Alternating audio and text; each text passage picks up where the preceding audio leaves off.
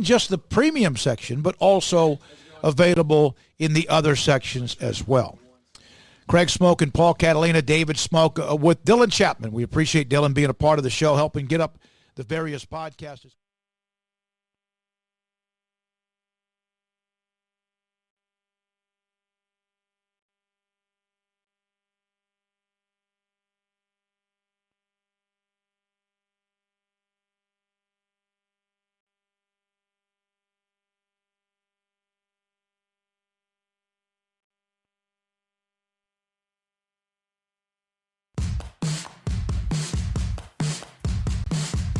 Welcome to SicEm365 Radio. And he drills it to right field. Way back at the wall. Oh, my, goodbye home run. Do you believe this? Jason Jennings in his major league debut.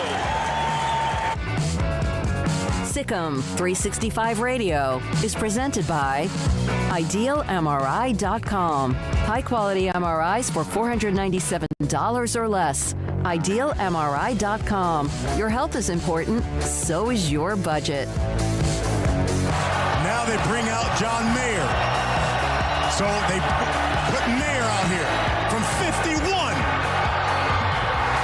Got it.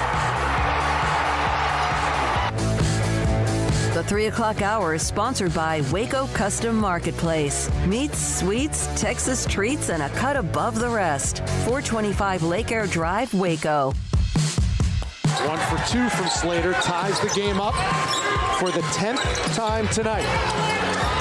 Untied by Butler. Are you a SicEm365 super fan? Then try out our premium subscriptions at SicEm365.com. Here's David Smoke, Paul Catalina, and Craig Smoke. All right, here we go on this Thursday afternoon. Dylan Chapman is here with us today. Craig Smoke, Paul Catalina. I'm David Smoke. And a day that is a very, very sad day. Butch Henry, longtime co-host at ESPN Central Texas with 9 years. Paul, you and I, we both hosted a show with him, not the last year or two because changes with management moving shows around, but we've known him. I've known him for 9 years. You knew him for longer than that. We discussed a lot about Butch yesterday when the news came down that he was not in very good condition, and the sad news is his daughter today posting that Butch had passed away, and it was no doubt imminent. And our thoughts and prayers to Barbara, the family, the Butch Henry family, and really to so many in Waco and areas, Stephenville, who he touched. Derek Johnson, Waco High great, Texas, and of course Kansas City Chiefs will join us at 3:20. His thoughts about Butch Henry, his best friend, one of his best friends, he had a million of them, Killer Pitts, Johnny Tusa on his legacy with Waco ISD.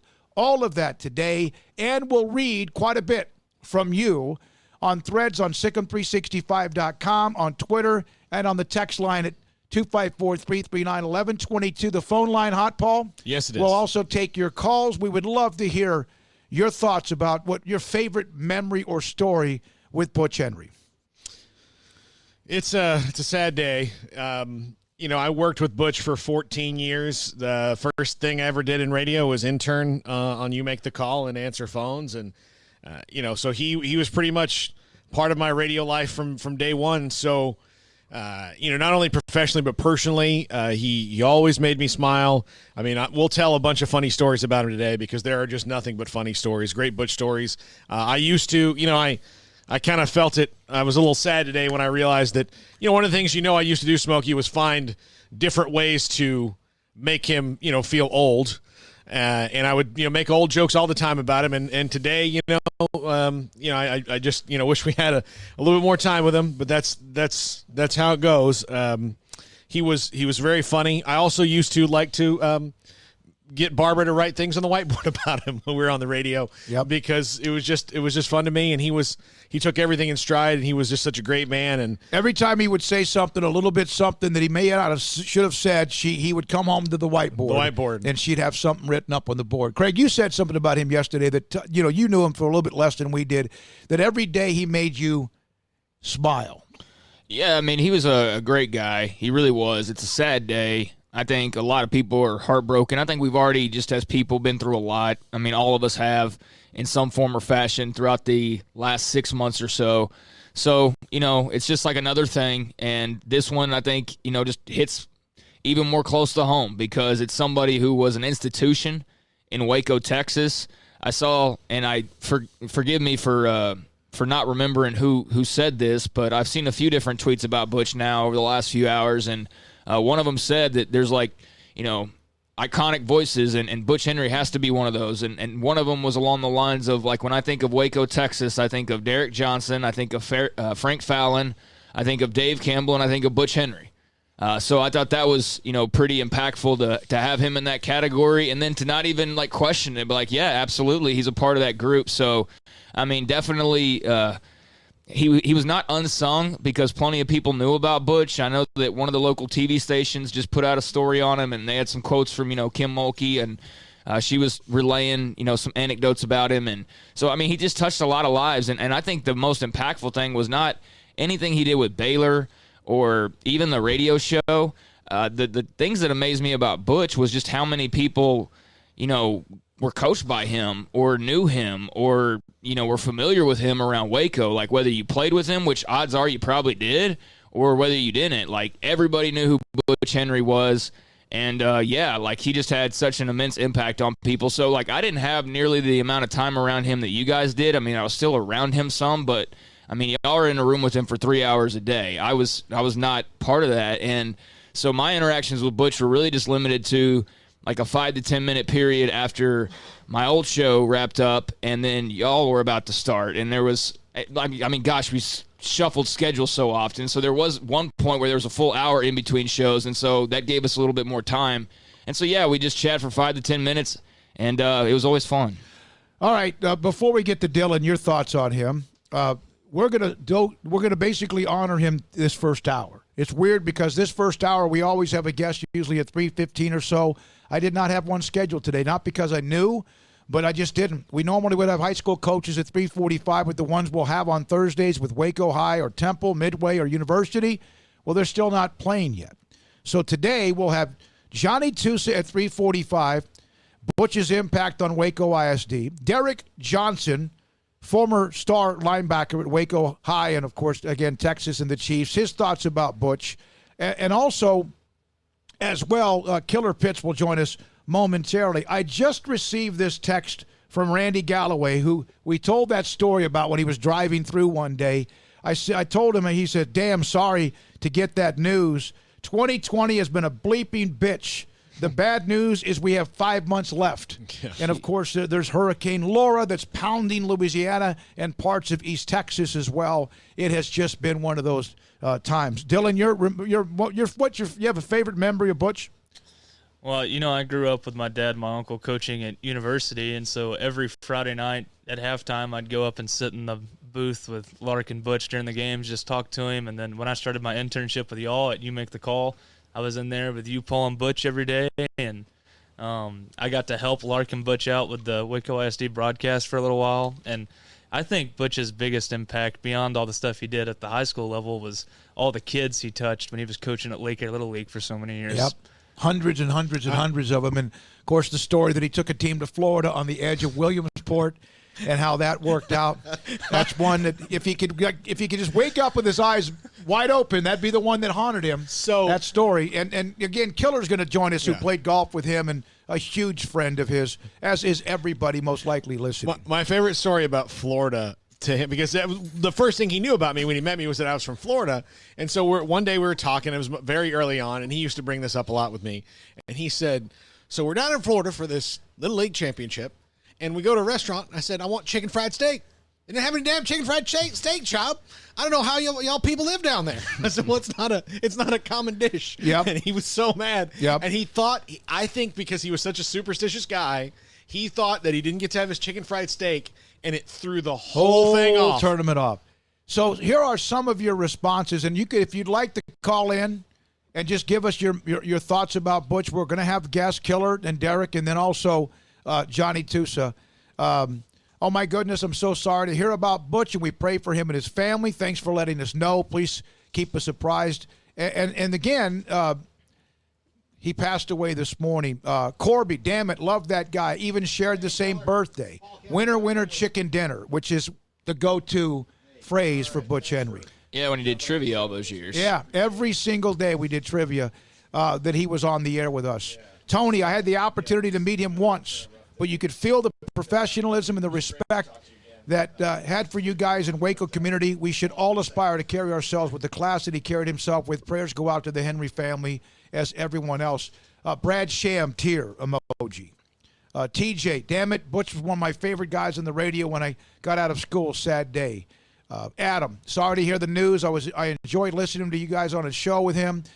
Him on the show with you all. Know so many local businesses because of his advertising reads for the show. And that's the one, John Embry, when I shared that he said, what can he do for us? He said it was the best business decision that he ever made. And there's a lot of other stories as well.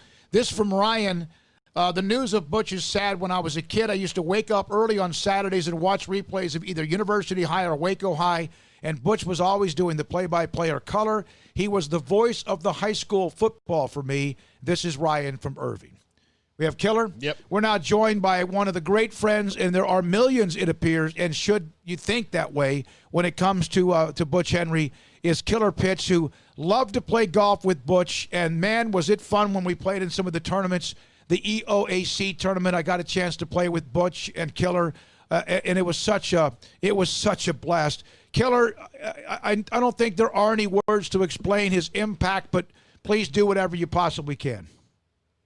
Well, I'll tell you what, that guy was something else. He got me in a lot of golf tournaments, and he and Tom Barfield and Aggie Al and we had such good time out there playing, and I'll tell you what, I visited with him just a few days ago. The only regret I got is Butch loved bread and butter pickles, and I made them.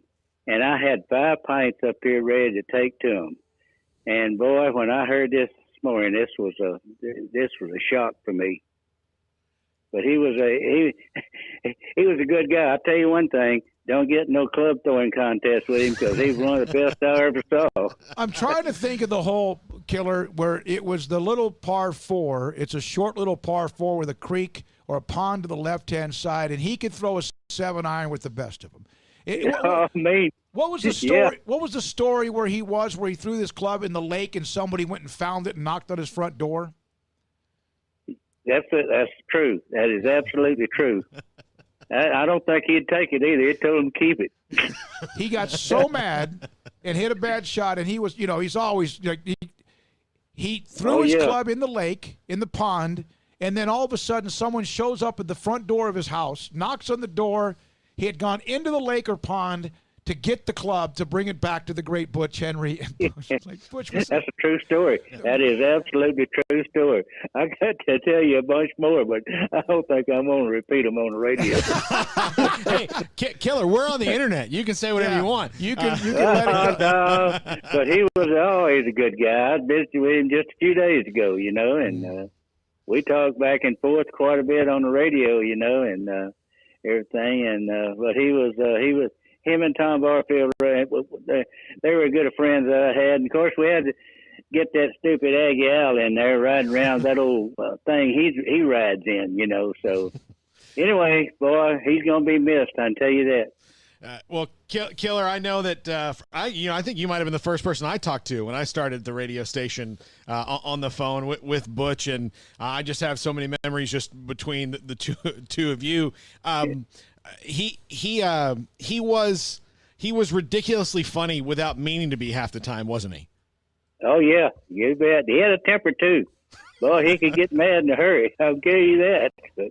But he was a good guy. He loved that show. He loved sports, and he loved Baylor University. Mm-hmm. That's what I liked. He loved Baylor University. Killer, the impact that he had around the community, I mean, everybody seems to know who Butch Henry is, and he had an impact, obviously, as a coach and just a personality, but, can you kind of delve into just the impact and the love that he had for kids and coaching and making the community a better place? Oh, yeah, I tell you what, he was good. And I'll tell you what, that guy was good to me. He got me in so many golf tournaments. It was just a pleasure to be around him. There was a story, I don't know, Killer, if you remember this or not. He's told this before, and again, there are so many things about Butch that even, like, he did not care. He just was unfiltered. He said what he felt. You knew absolutely that what he said he meant. What was the story again about the dog? Do you remember the dog that he had? Yeah, I remember that dog. That was a good one. I'll tell you what, he didn't like dogs. So he didn't like this dog. Yeah. And so, Killer, do you remember kind of what he did?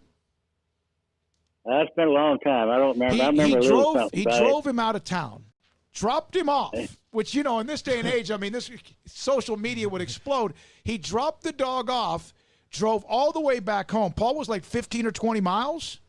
He dropped him off in Clifton or something. Clifton or Valley Mills out in a field. And the damn thing came all the way back to the house. Yeah. It's like homeward bound. Yeah. Okay. Yeah, I remember that. That's him, all right, boy. He just didn't like animals. He wouldn't have one in his house. Oh my goodness. Yeah. He told his kids the dog ran away. Came right back. And like 3 or 4 days later, it was there. Hey, how you doing? Yeah. Oh yeah, he was a good guy, but I'll tell you one thing, boy, he could get mad in a hurry. He had a short fuse. No, he did. But he didn't stay mad. See what I'm saying? Yeah. There's a difference right there. But at times he and Barfield and Aggie Allen had it playing golf with those. You just had to be there to see all that. Yeah, it was fun. It wasn't a golf match. It wasn't a golf match. It just poor guys having fun. That's all it was. It was some great memories. Hey, thanks a lot, Killer. We appreciate you all thinking right. about you as well. Thank you for calling. Bye-bye. You too. Thank you so much. That's a Killer Pitts. Derek Johnson will join us in a moment. And his thoughts about Butch Henry and the legacy of Butch and Waco ISD, but not that. All the high school football in the area. He had that coach's crying towel. Mm-hmm. That didn't go on the last few years, but where coaches would get up and say how bad their team, we don't have a chance, and he'd give a coach, he'd award him the crying towel of the year. Tusa won it twice, and they went to the state finals. Yeah. All right, when we come back, Derek Johnson on Butch Henry. A little bit later in the hour, Johnny Tusa. And also your feedback at 254-339-1122. Butch Henry passed away this morning at the age of 80, and this is SicEm365 Radio. It's employee pricing for everyone at Richard Carr at the Summer Savings Event going on now at Richard Carr Buick GMC Cadillac. You pay what employees pay all month long and listen to the thousands that you can save. How about saving over $7,000 for qualified buyers on 2020 Acadias? How about saving $7,000 on 2020 Yukon? $7,000 on 2020 GMC Terrains. If you're looking for a truck, how about saving $8,000 on a 2020 GMC SLT Crew Cab? They also have the line of Buicks, the Enclave, one of the best-selling SUVs so far in 2020. It's got first-class seating for 7, plus loaded with safety and technology features. It's an uncompromising full-size SUV, and right now you can save $7,200 on a 2020 Buick Enclave, plus thousands more on 2020 Buick Envisions and Encores during the summer savings event. Great prices, free oil changes with a new purchase, and in-sound priority warranty service all comes with your purchase of a vehicle at Richard Carr Buick GMC Cadillac. Richard Carr Motors are the people you can count on, a local family dealer run by Baylor Bear alumni. They want the chance to earn your business, so stop by the Daily Disinfected showroom. See their safety-focused staff, or they can bring the test drive to you and to your home, because your comfort and safety is Richard Carr's first priority. Find them online at richardcarr.com. That's Karr, or Highway 6 at the Imperial exit. Boots add protection. Good boots help you climb better and move forward faster. And when your son or daughter steps into the boots of a U.S. Army officer, they also learn how to lead. In these boots, they'll gain more confidence with expert training in one of more than 150 occupational specialties. In these boots, they'll stand a little taller and lead a team with diverse backgrounds and areas of expertise to successfully accomplish whatever challenge comes next. In these boots, they'll earn respect with valuable experience from day one that will give them solid footing for success into the future. Highly qualified candidates who earn a spot on our team can receive comprehensive health care coverage, college tuition assistance, and a bonus of up to $40,000. See all the things your son or daughter can achieve in our boots at GoArmy.com. U.S. Army Waco Recruiting Company, 254-598-8131 or 254-776-1543. Waco's newest gym, Halo Athletic Center, 5725 Bagby Avenue, right behind Region 12 and across the highway from the Central Texas Marketplace, where motivation, inspiration, and hard work are the driving force. State-of-the-art equipment, indoor and outdoor track, locker rooms, showers, yoga and bar classes by Duality Yoga, bod pod potty composition analysis, and registered dietitians, all under one roof where we rise above. Come join the Halo Athletic Center and be a part of the change, your change. Do you or your kids get nervous about going to the dentist? Stonewood Dental, Dr. Steve Childress, he can help. I've spent a career taking care of patients who, as children, had bad experiences, and now they're adults that hate going to the dentist. If I get a kid at 3 years old and they come every 6 months and it's a happy experience, it's normal for them. Now they have an accident at 6 or 7 or 8 at school. Now they have a broken tooth or a trauma, and they have to come here. They're used to lights, they're used to water in their mouth, they're used to experience, they already trust us. It's amazing what we can do with that kid without it being a negative thing.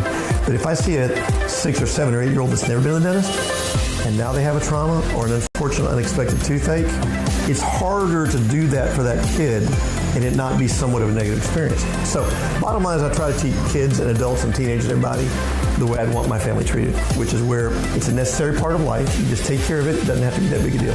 Learn more, stonewood-dental.com. Hey, this is Bryce Petty, former starting quarterback and two-time Big 12 champion, and I know firsthand the importance of being in top shape both on and off the field. So listen up, men. If you're feeling beat down day in and day out and looking for that high-performance edge that separates the men from the boys, then look no further than the Petty Clinic Low T in Waco. Petty Clinic is a comprehensive men's healthcare clinic with an atmosphere catering to men. Board-certified Dr. Kent Petty has a special interest in offering the highest quality medical care to men of all ages. Some of the services offered include screening and treatment for low testosterone or thyroid, infertility, high blood pressure, diabetes, high cholesterol, sleep apnea, while offering comprehensive wellness exams and complete men's health lab panels. High performance men, remember, it's not just a Petty thing. This is Bryce Petty, encouraging you to reach out and Google search Petty Clinic Low T or go to pettycliniclowt.com and get your complimentary lab screening today. This is SicEm365 Radio. Text us at 254-339-1122. The SicEm365 Radio text line is sponsored by Riverbend's Liquor and Wine, with the most extensive variety of craft beer in Waco.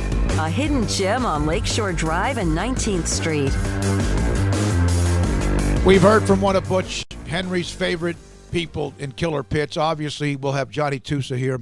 He'll join us in about 30 minutes or so. And a lot of you that are responding on social media, the message boards, and also we'll take your calls today as well. But Derek Johnson, one of the great names in Waco high history, Waco, Texas, UT, Kansas City Chiefs, of course, a Hall of Famer across the board, joins us on SicEm365 Radio. And Derek, thanks for being a part of the show on a day that's not obviously a fun day at all.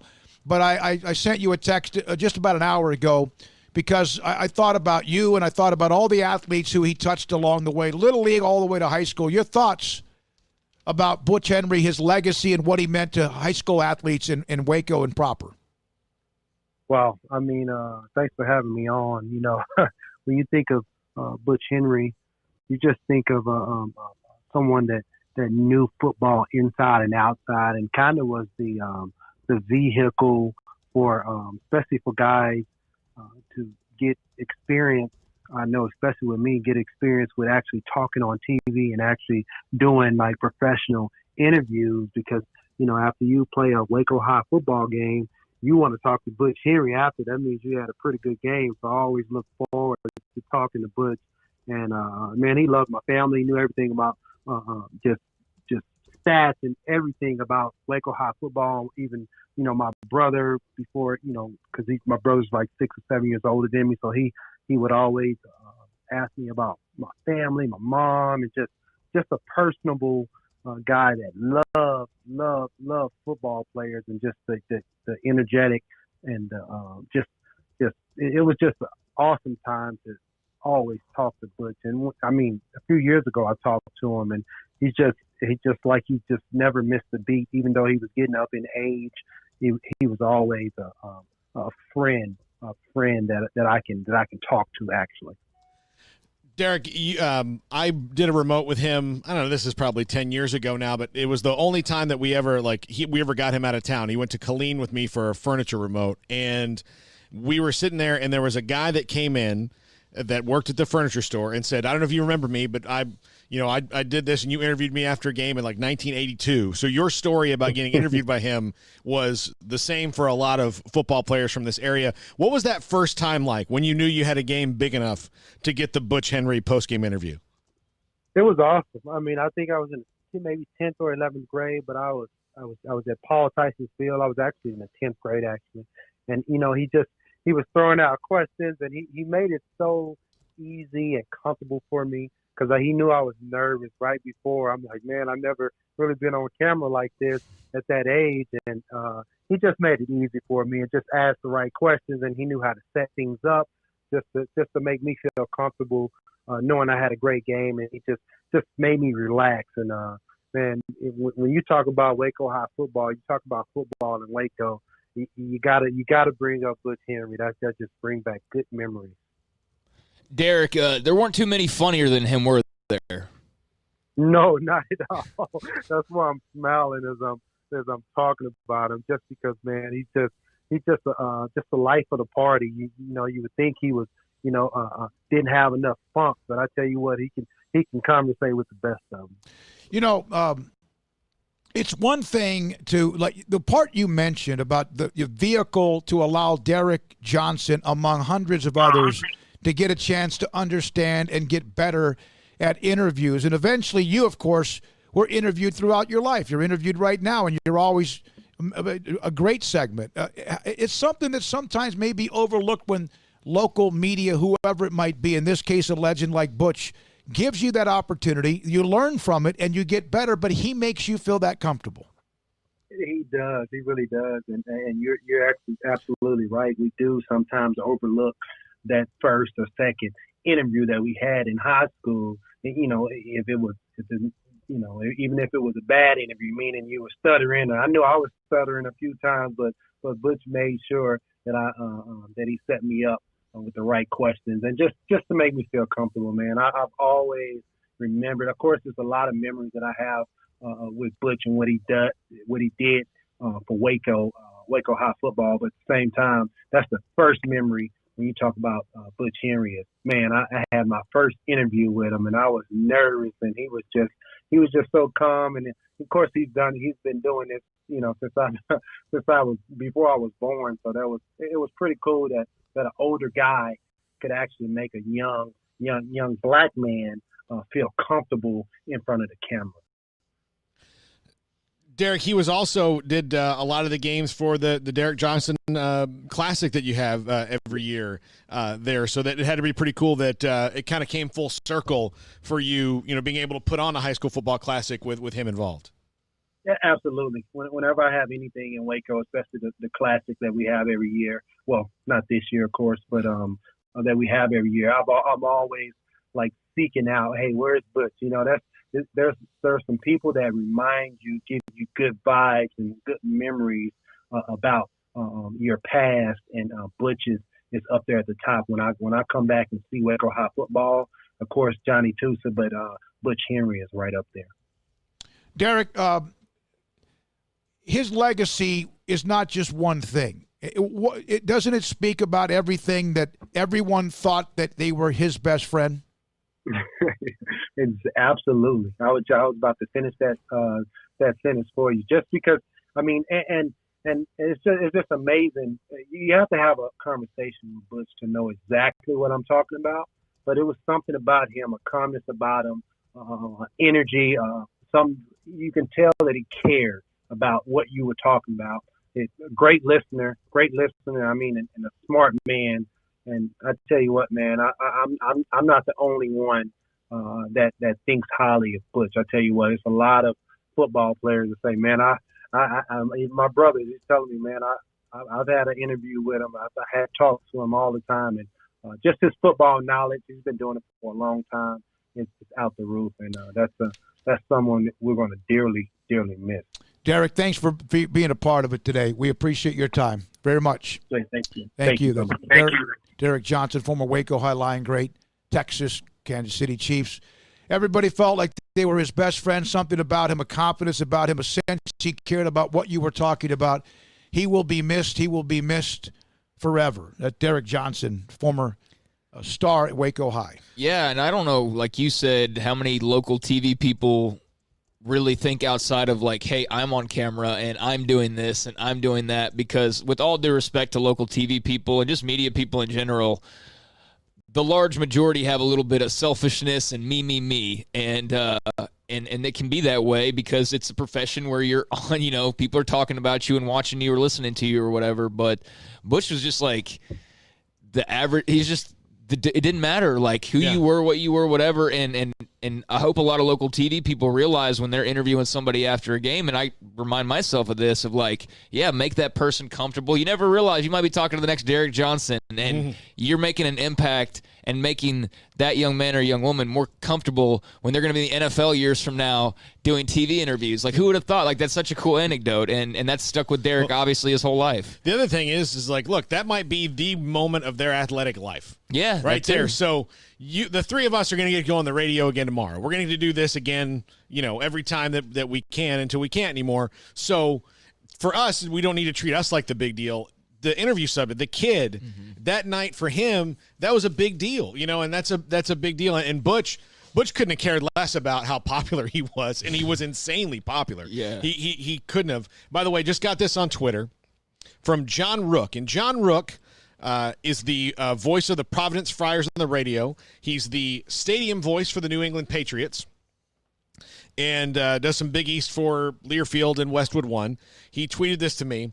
Paul, I worked with Butch in the early 80s covering high school football at KCN. He was the best. Like you, I feel a huge loss today. And then he posted the front page of the Cameron paper, a picture of him and Butch from 1982. And I got to show, Butch doesn't look that much different in 82 than he did. No. The hair a little bit darker. It's black and white, but yeah. I don't think he aged a day in the nearly 9 years or so that we did the show with him in the afternoon. And then, of course, management changed things up, and he started doing a show from 10 to 12, and then it ended in early 2019, I believe it was.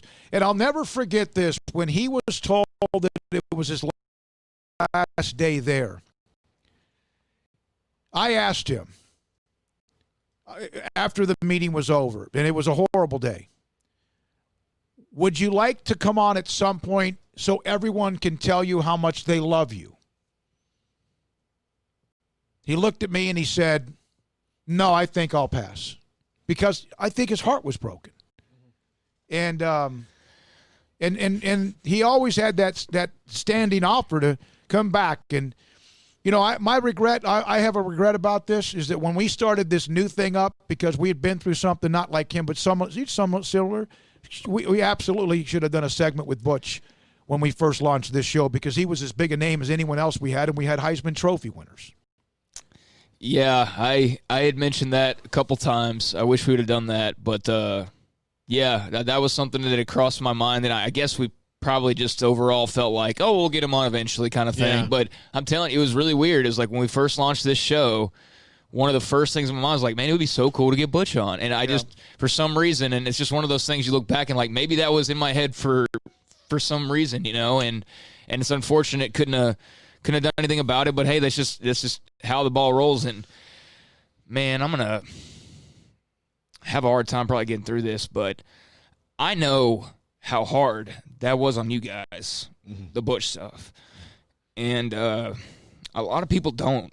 That was really tough for you guys, so I get emotional thinking about it because I know that, and I know how much his impact had on you guys. So it's just really sad. Yeah, it was tough to.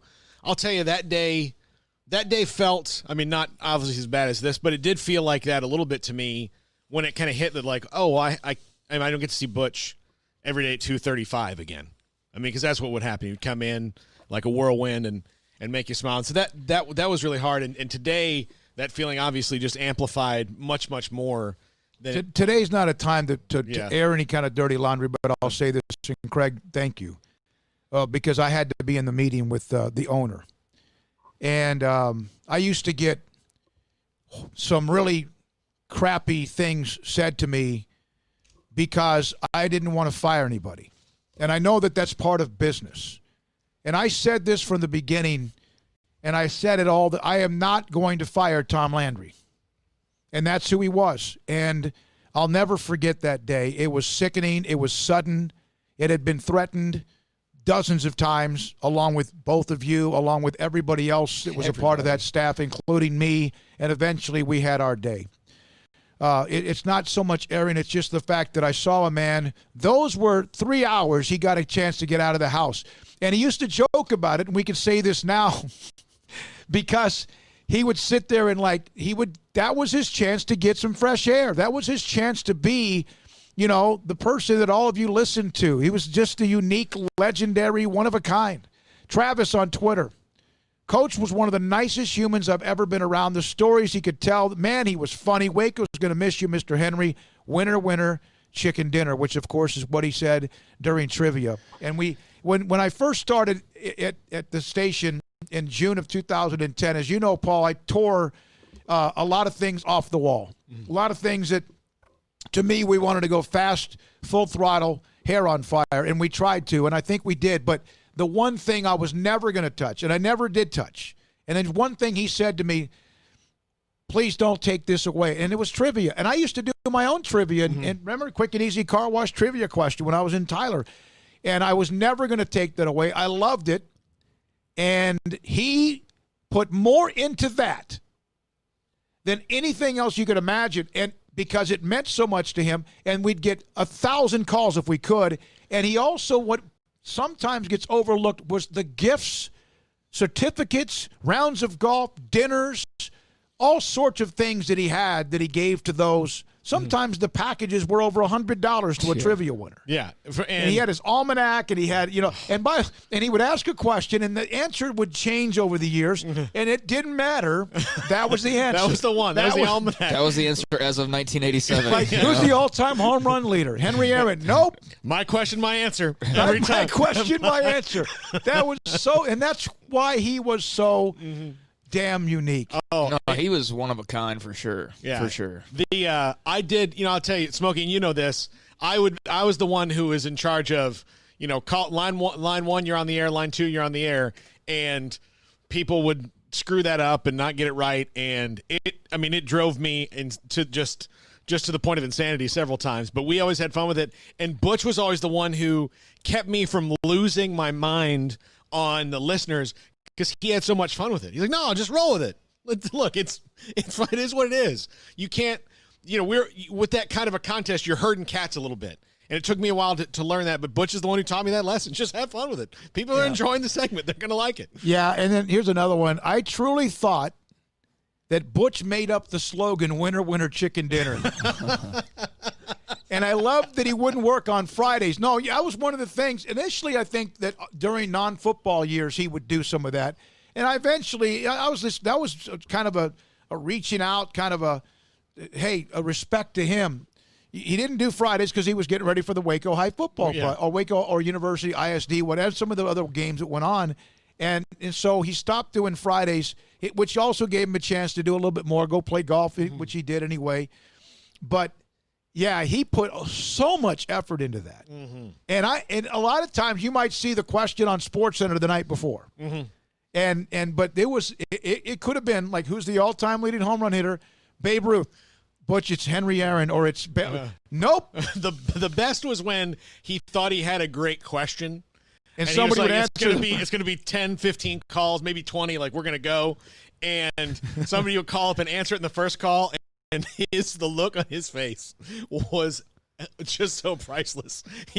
One time it was just he and I in the studio, and I used the dump button on him because he got so mad. He told me, he's like, Chop, I got this question today, man. It's a doozy. Better be ready to take 25 phone calls. All right, Butch, I'll be ready. He calls up. The first guy's like, yeah, it was Meadowlark Lemon. Boom. And how about dump button? Oh, my God, yeah. Here's from Hob Hal. I did not have the opportunity to meet Butch, but knowing the impact he had on you and Paul, it's very clear that he was a great influence on all that came in touch with him. Rest in peace, Butch. That's on the Willis Law Firm chat room line as well. And so many of you just one after another with comments on the text line along with much more. It is, go ahead, Craig. Oh, no. I was just going to, just kind of echo everything that's being said. So there's also, this is the first night of the high school football season in Texas. Some games have been moved to tomorrow or Saturday. Some have been postponed because of what's happening with Hurricane Laura as it made landfall. There are a lot of games that you might see, and even with some of the great services that cover high school football that have changed over the last month or two because of the McLennan County, remember, had the shutdown, and then it came back, and so much more. The schedule starts tonight, and I always wondered if we'd get to tonight. And I hope that everyone has a safe experience tonight wherever. There are not a lot of, there may be a couple of six-man games. There's not really a lot going on, like the Derek Johnson Classic. This would always be a game on Thursday night at Waco ISD Stadium. And then we'll be live tomorrow from Mac People Stadium, Connolly and Sunnyvale. Two top-ranked teams, two top 10 teams will have that game. And looking forward to starting our coverage on 106.7 The Eagle FM and, of course, right here on SicEm365 Radio. Paul? Yeah, we've got a call from Art. Art, good afternoon. Thanks for your call on SicEm365 Radio. Hey, talking about Butch, great guy. I knew Butch when I was a student at Baylor, which only been about 30 years. Just a funny guy, always had a smile on his face, always encouraging, always.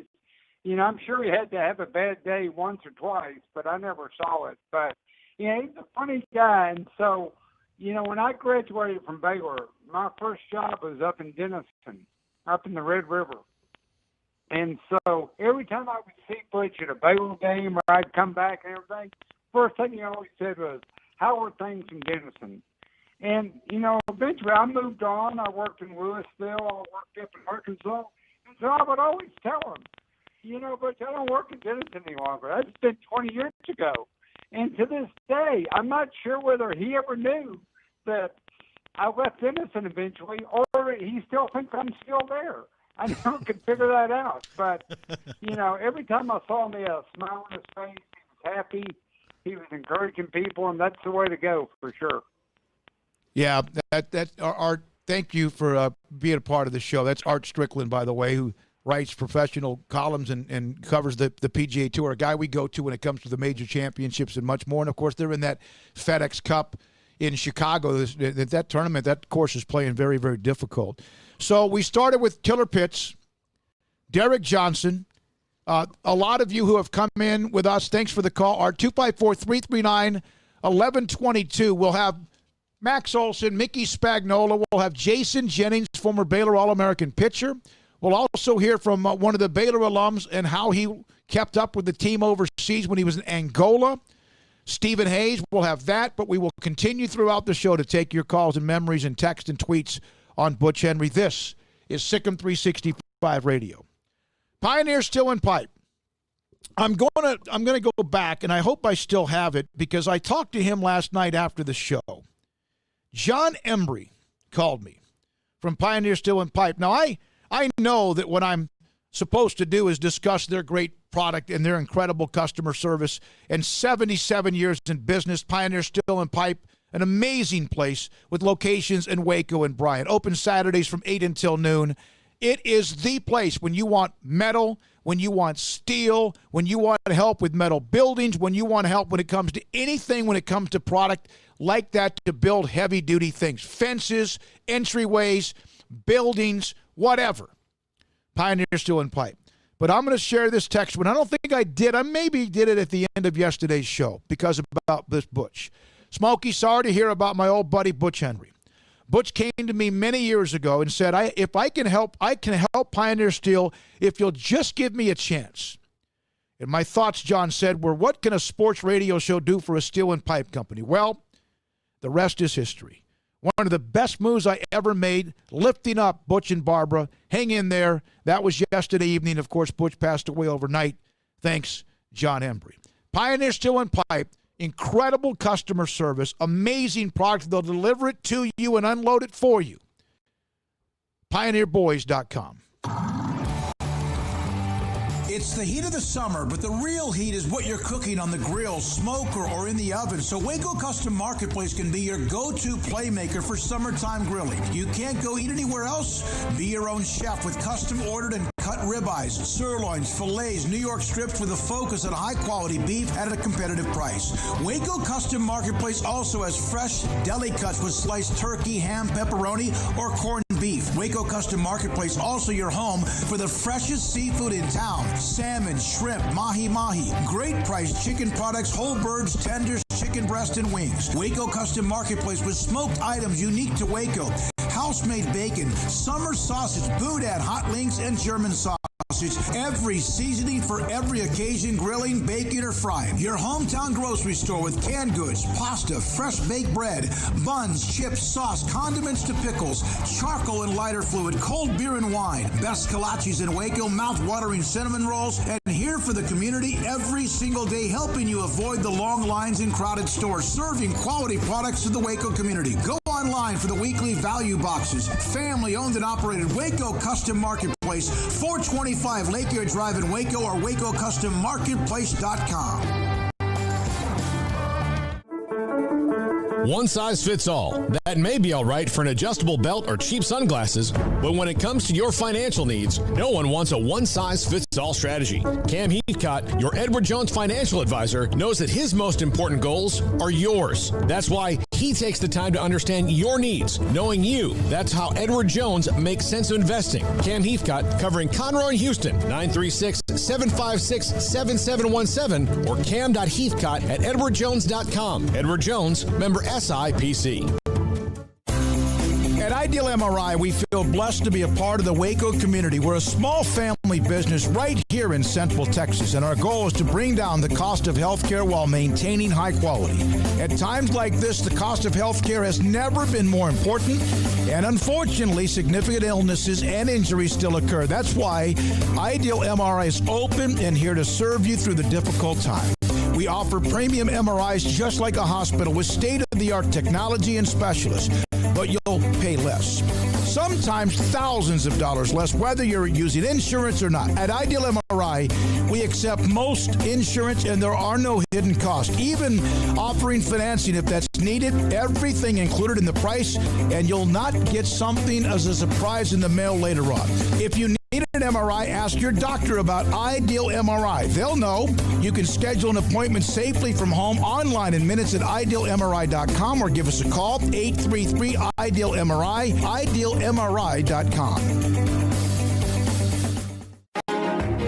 Texas Board Certified Personal Injury Trial Lawyer and Baylor alum David Willis and Baylor alum Parker Willis are ready to help if you or a loved one has been wrongfully injured in an auto accident, SUV rollover, industrial accident, 18-wheeler crash, or were seriously injured by a defective product or recalled drug.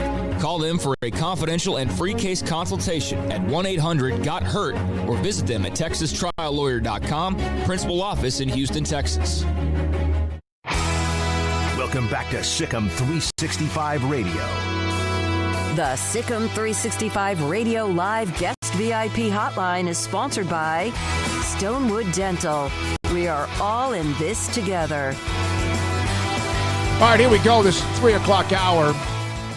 Reminiscing memories, stories of the great Butch Henry, who passed away this morning. We did a show with him for a long, long time. Paul knew him for almost a decade and a half, and we did a show with him for about eight and a half years, and then things changed a little bit with where the management wanted to put various shows, but he's gone, and his legacy will be, as Derek Johnson said, we will miss him, and we will miss him forever. And Johnny Tusa knows all about the impact of Butch Henry, the games that he did for Waco ISD, Waco High, many of them as well. on the radio, on television. Johnny, thanks for your time. You and I spoke a couple nights ago when there was word that Butch had not been doing well. Your thoughts about Butch Henry? Well, of course, David, it's a sad day, and my condolences to his family. But there's a lot of thoughts that go through your mind. I've known Butch for more than a half a century. He was actually one of my teenage baseball coaches when I was 15 years old, and so our relationship has gone back into my high school days. So he's a special man. He's an icon in this community. As I mentioned to Bryce Cherry, he was really the Dizzy Dean of Waco. He was down home, folksy, clever. The main thing you could say about him, he was a giver. He gave of his time, he gave of his talents, he gave of his treasure to further sports and youth in this community. You know, he coached for free. He ran the Optimist Club for many years, and he's just a special guy that everybody loved and admired, and really and truly was a great addition to this community. He'll be sorely missed.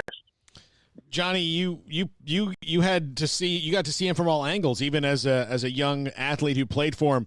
What kind of a coach was he when you were at that level? Well, he was a people's coach more than anything, Paul. He built his life on relationships and relationships with his players, relationships with his counterparts, his colleagues, so on and so forth. But I always knew him as a friendly guy. You know, he was quick with a quote. He was quick with a quip. He kept you on your toes, and he kept the party lively in whatever tactics that he had to use to do so. And but I recall him as being there when you needed him.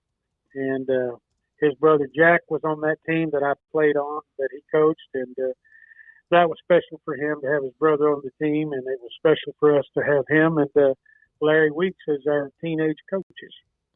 Johnny, when it comes to support of Waco High and the program, the school, et cetera, I don't know too many people that probably had more positives for Waco High than Butch Henry. Can you discuss just the support he had for the school, for the program, for the athletes? Absolutely. You know, he was Waco through and through. He was so supportive of the Waco Independent School District, and especially of our programs. Of course, you know that he did radio for many years. Then they moved into the broadcasting booth to do the replays. But he was one that you could talk to and relate to. He understood what you were up against. He understood the hardships of coaching. He understood the nuances of it. But more than anything, he was for the coach. I know that he would interview us after ball games, and of course it's an easy interview when you win. When you would suffer a loss, before he put you on the air, he said, "Hey, understand how you feel. Go get them next week." He was a forward-looking guy. He always thought positively. Always thought there were better days ahead, no matter what. And as a coach, you appreciate that, because after a loss, nobody's feeling like being interviewed or being anything other than somewhere else for a while. But Butch had a way of bringing you under the tent and making you feel good and just moving you forward. Derek Johnson, Johnny, joined us about 20 minutes ago. We've had Killer Pitch, him, and then Derek, and now you, and many people have texted and calls and all the other things over the last 24 hours or so. Derek said that that being interviewed by Butch, at the time you didn't know it as a player, but it eventually was a vehicle for you to eventually have opportunities if you had success like he did later on at Texas or with the NFL, that was the start of learning how to be interviewed. And then and that Butch made you feel so comfortable because he was so real. And that's something. Here's a guy he's a Hall of Fame high school player, a Hall of Fame college player, and he's got a chance to be in that discussion in the NFL. Absolutely. And that's a point well taken. For a high school kid to have a microphone in his face is pretty frightening, and to get used to that takes not only takes some time for them, but it takes somebody who understands adolescents to pose questions to make them feel comfortable and not put them on the spot. Which always, when he interviewed players after the ball game, told them what a good game they played, and look forward to the next game and that kind of stuff. And that's the type of question that puts you at ease. And when you're dealing with 15, 16, 17-year-old kids, that's important because they are new to that interviewing process, and they can be a little bit stage frightened and overwhelmed by it. This might be the perfect way to summarize it, Paul. I know you have something else for Johnny and Craig as well. Brian Etheridge is one of the partners of SicEm365. Heaven is the winner chicken dinner today. Hello. Coach. Yeah. I still want to know how you won the crying towel. I think it was my second year here, and you were coming off of an appearance in the state finals. I don't know how you did that. Well, I can't let you have all my secrets. I may someday come back to the arena. So I made it a point to tell Butch that I was going to try to get that towel because I didn't want to go into the season with too much expectations. I wanted to fly under the radar, and well, you get that crying towel. I don't know if you can fly any lower than that. But anyhow, we bartered back and forth on that towel, and I always, of course, I always used to tell him I needed that to wash my car and drive my car on, that kind of stuff. But that's about all it was worth. But, it was always jest. It was always fun. Of course, if you didn't come, Butch is liable to tell a story that wasn't all that flattering. So I always made it a point to be there to make sure that he couldn't say anything negatively about us, and we could be there to answer any question that he might have. Johnny, I'm not trying to put you on the spot here, and I know you're no longer the AD, and you're now enjoying life and doing a lot of things, consulting with what you've done over the years, but there has to be a way, and you hate the fact that sometimes it happens when someone's gone. I'll never forget Earl Campbell one time told me that he told his family that he did not want anyone to honor him or name anything after him once he was gone, because it's not that he wanted to enjoy the opportunity, the honor. He wanted his family to. We got to figure something out when it comes to Waco ISD Stadium. Well, I think that I think you're on the right track, and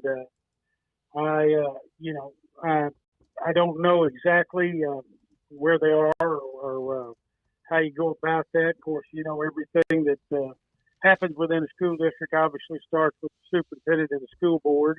So whoever has an idea or whoever is wanting to move some agenda forward, in my opinion, that's where you start. Okay. And I have to agree with Earl on that. None of us have ever done anything hoping that there would be some type of recognition at the end of it. You did it because you love to do it.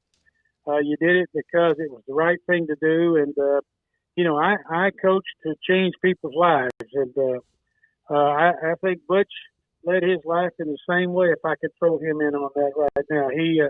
He did what he did to better society, change people's lives, and make this a more pleasant place to live. And I admire that. And like I said, we will miss that. He was one of a kind.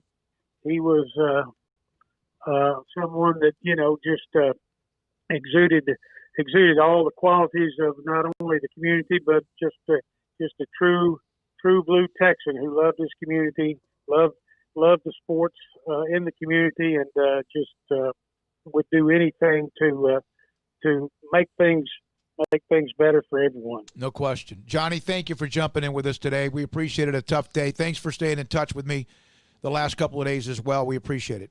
We're glad to do it. You guys just take care, and you guys have a blessed day. You too. That's Johnny Tusa, former Waco High coach, football coach, and AD, retired last year. And I mean that. And I'll never forget. And that shook up. You've heard me tell that story. That shook up Tyler, Texas. Yeah.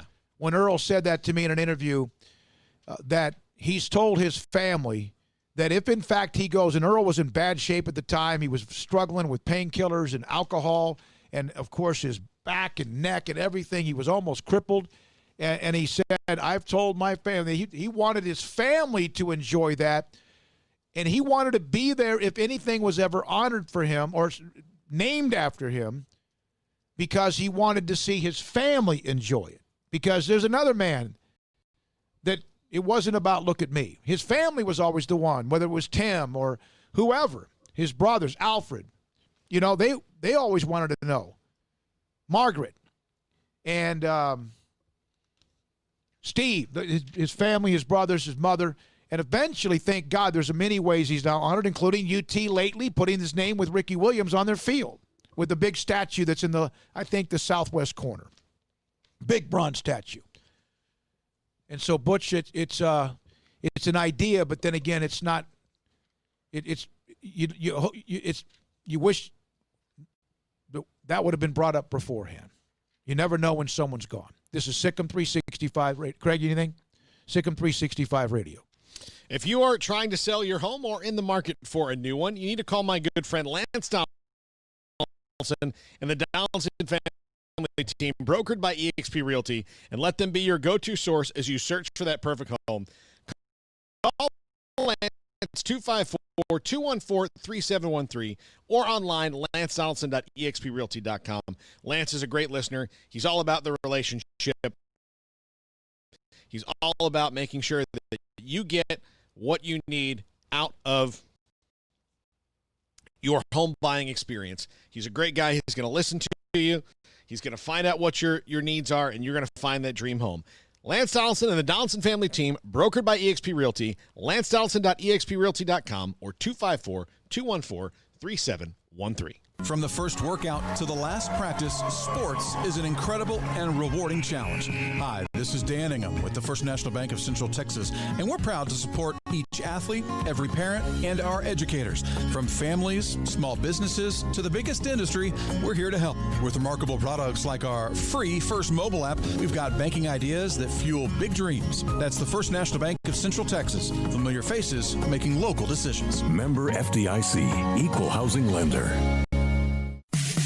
In the market for a quality metal building? Since 1943, Pioneer Steel and Pipe has helped Central Texas residential and commercial customers with metal building design, panel options, building components, and trim options. Pioneer Steel and Pipe's residential line is energy efficient, offers low maintenance, reduces insurance payments, is impact resistant, and carries up to a 45-year limited warranty. In addition, they can also help you find a metal building contractor for your project. Pioneer Steel and Pipe with locations in Waco and Bryan and at pioneersboys.com.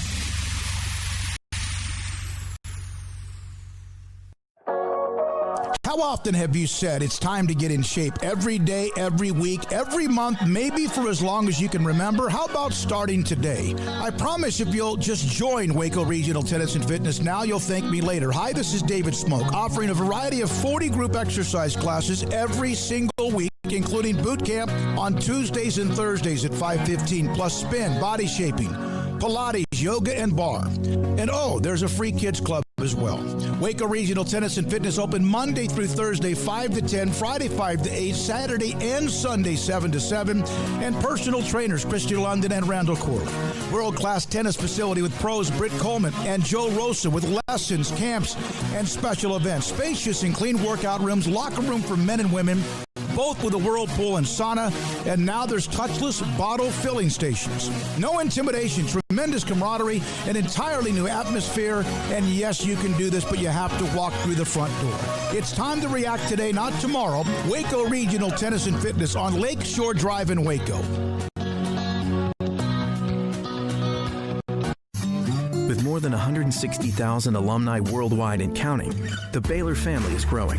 And through the university's expanded Baylor alumni program, the family is growing closer. With hundreds of local volunteers planning events in cities and towns around the country, you can gather with fellow Bears no matter where you are. So, get connected, get something started, get involved, and make plans to get together with Baylor alumni. Visit us at baylor.edu/alumni.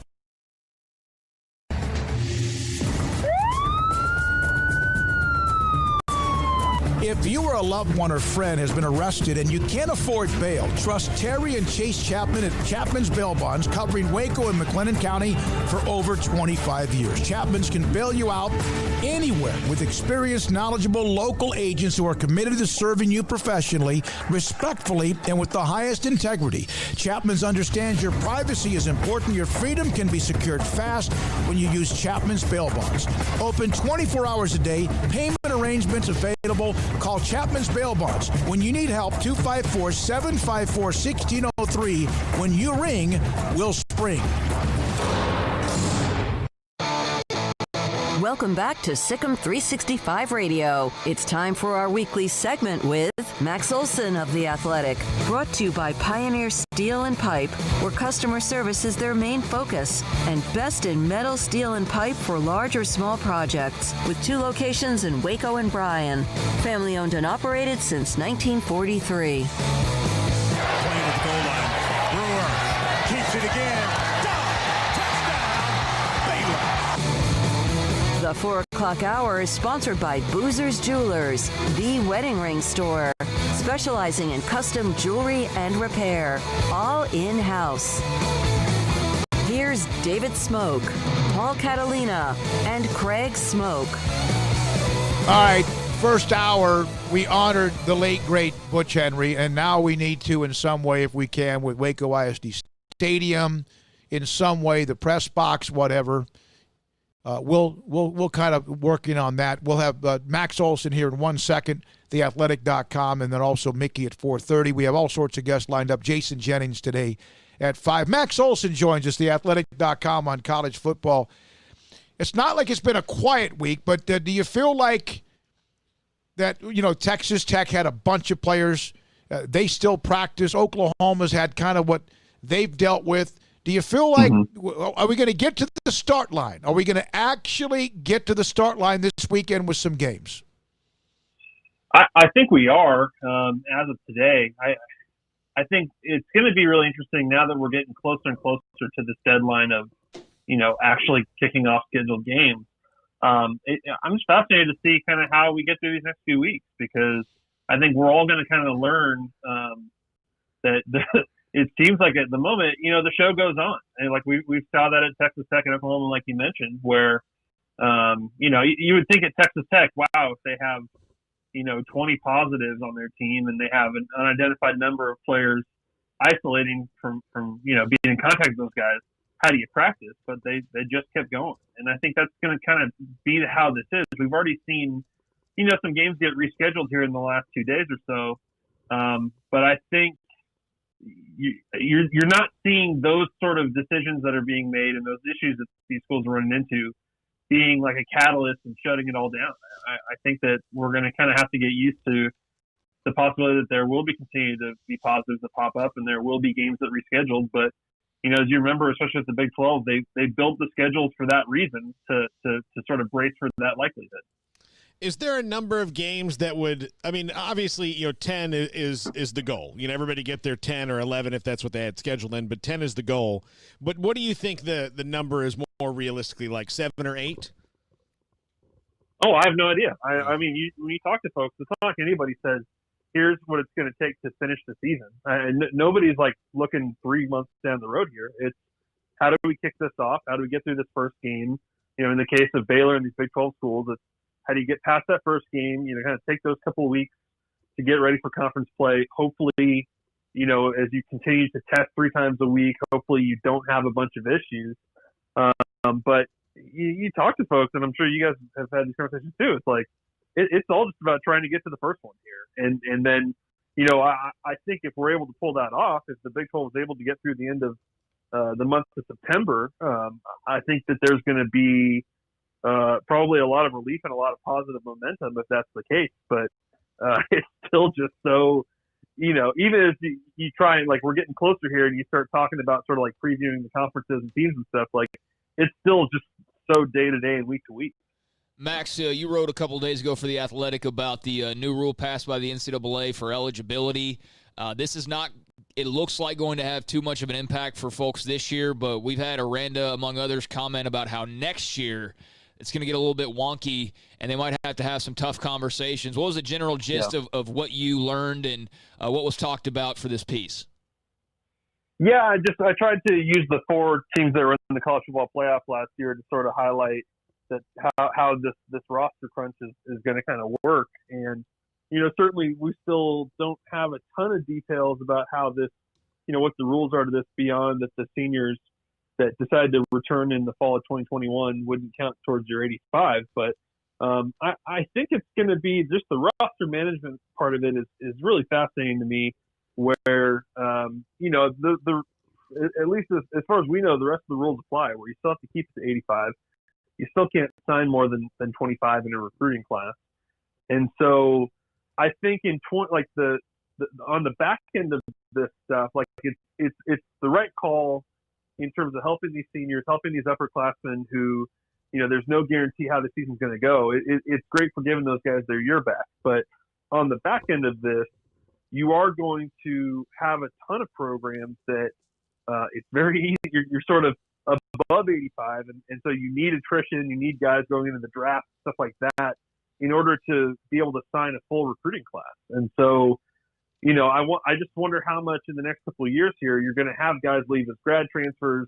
You're going to have players who, the flip side of having all this extra depth, all these seniors that are still around that you weren't counting on, is that there's going to be some guys that say, wait, this is harder for me to get on the field. So you wonder how much, this leads to more transfers and players retiring and stuff like that, because these schools, I think, are still going to have to find a way to get right back to 85.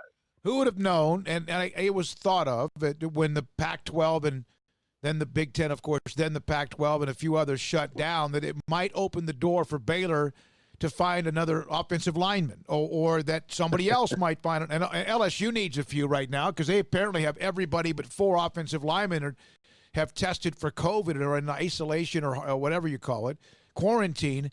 But this deal with I had a chance to speak with Jake Burton, the UCLA, is a legitimate player. Started 23 of his last 24. It leads to the Dave Aranda. They've got the linebacker Doyle from Iowa, William Bradley King, Arkansas State. Now Burton basically falls in their lap. They pretty much have bolstered their team because of the transfer portal. It's been a great recruiting run for him and his staff. He and his staff. Yeah, I think that addition is great. I remember back in like the first week of March when I came down and visited Baylor. I remember that day Brandon Council was this transfer lineman was in the building for a visit, and he ended up going to Auburn, and that was 6 months ago, guys. So like, or not maybe not totally 6, but that was back in March, right? So it's like it's been for this whole summer, Baylor's been looking for that kind of a transfer player on the offensive line that can really boost your depth, and I think everybody's sort of bracing for the reality that, like, certainly Baylor does have some tackles returning that are good players, and I think that offensive line is going to be better in 2020 than it was last year. But I think you got to add as many bodies as you can too, and just understand that there's going to be week to week, just like you saw with Oklahoma this week. It's like you just never know what you're going to be dealing with. So yeah, adding a starter quality player from a Pac-12 school who's been a starter for 2 years, that is pretty dang fortunate, and something that usually doesn't happen at the end of August, right as you're about to start a season, and not to mention that guy as a grad transfer is immediately eligible. So it's just a sign of the times here where you can bring a guy in right at the end of camp here who could be a difference maker for you. Are you surprised we haven't seen like 8 or 9 of those, especially just in a row? I mean, a little bit. I mean, like Colin Schooler, the linebacker from Arizona, he's a really good player. He went into the portal, and I'm sure that whatever Power 5 school he ends up at, he'll be a difference maker. We have seen some of those, not a ton, just because, like I said, by the time you get to camp and you start practicing, you're pretty much set on your 85. But there are still some schools out here who still have initial qualifiers that they can take players. Matt Wells took one, Tyree Wilson from A&M the other day, and said he's got room for more, and they've already brought in I want to say 8 or 9 transfers this offseason. So I think everyone kind of understands that there are going to be some random names that pop into the portal like that, like Jake Burton, and if you can pounce on them, it's going to make your team better for sure. Max, what do you think of a small group of Nebraska players getting together to sue the Big Ten? Yeah, that seems like a good use of everybody's time, right? Yeah. I don't know. I mean, it seems like that's the deal where the parents are the ones that sort of put that all together. I know they put the players' names on it, but it's the parents. And in some ways, I don't have a problem with them continuing to kind of cause trouble like this. I think the Big Ten, if the Big Ten is so resolute on the decision they made, then they shouldn't have any problem with sort of laying out, here's all the advice we got. Here's what the vote was, all that. I mean, I think if they're confident that they made the right choice, then they should be able to answer those questions. But I don't know that a lawsuit is going to suddenly jumpstart Nebraska's football season or the Big Ten football season. So it's, the Big Ten's already responded to that and called it baseless and all that. And it's going to get messy. These Nebraska parents definitely have not given up in trying to hold Kevin Warren accountable. Does this mean they go undefeated this year? We're back, right? I mean, they're back. They're not going to lose a game. Yeah, that's right, Smokey. They can't lose any games this year, so it should conceivably be, a more peaceful year to be in Nebraska. This ends the losing season streak that used to be the opposite for 30-something years. Oh, my gosh. I really, for some reason last night, there was a point where I started thinking about a city like Lincoln. And there's college towns like that everywhere.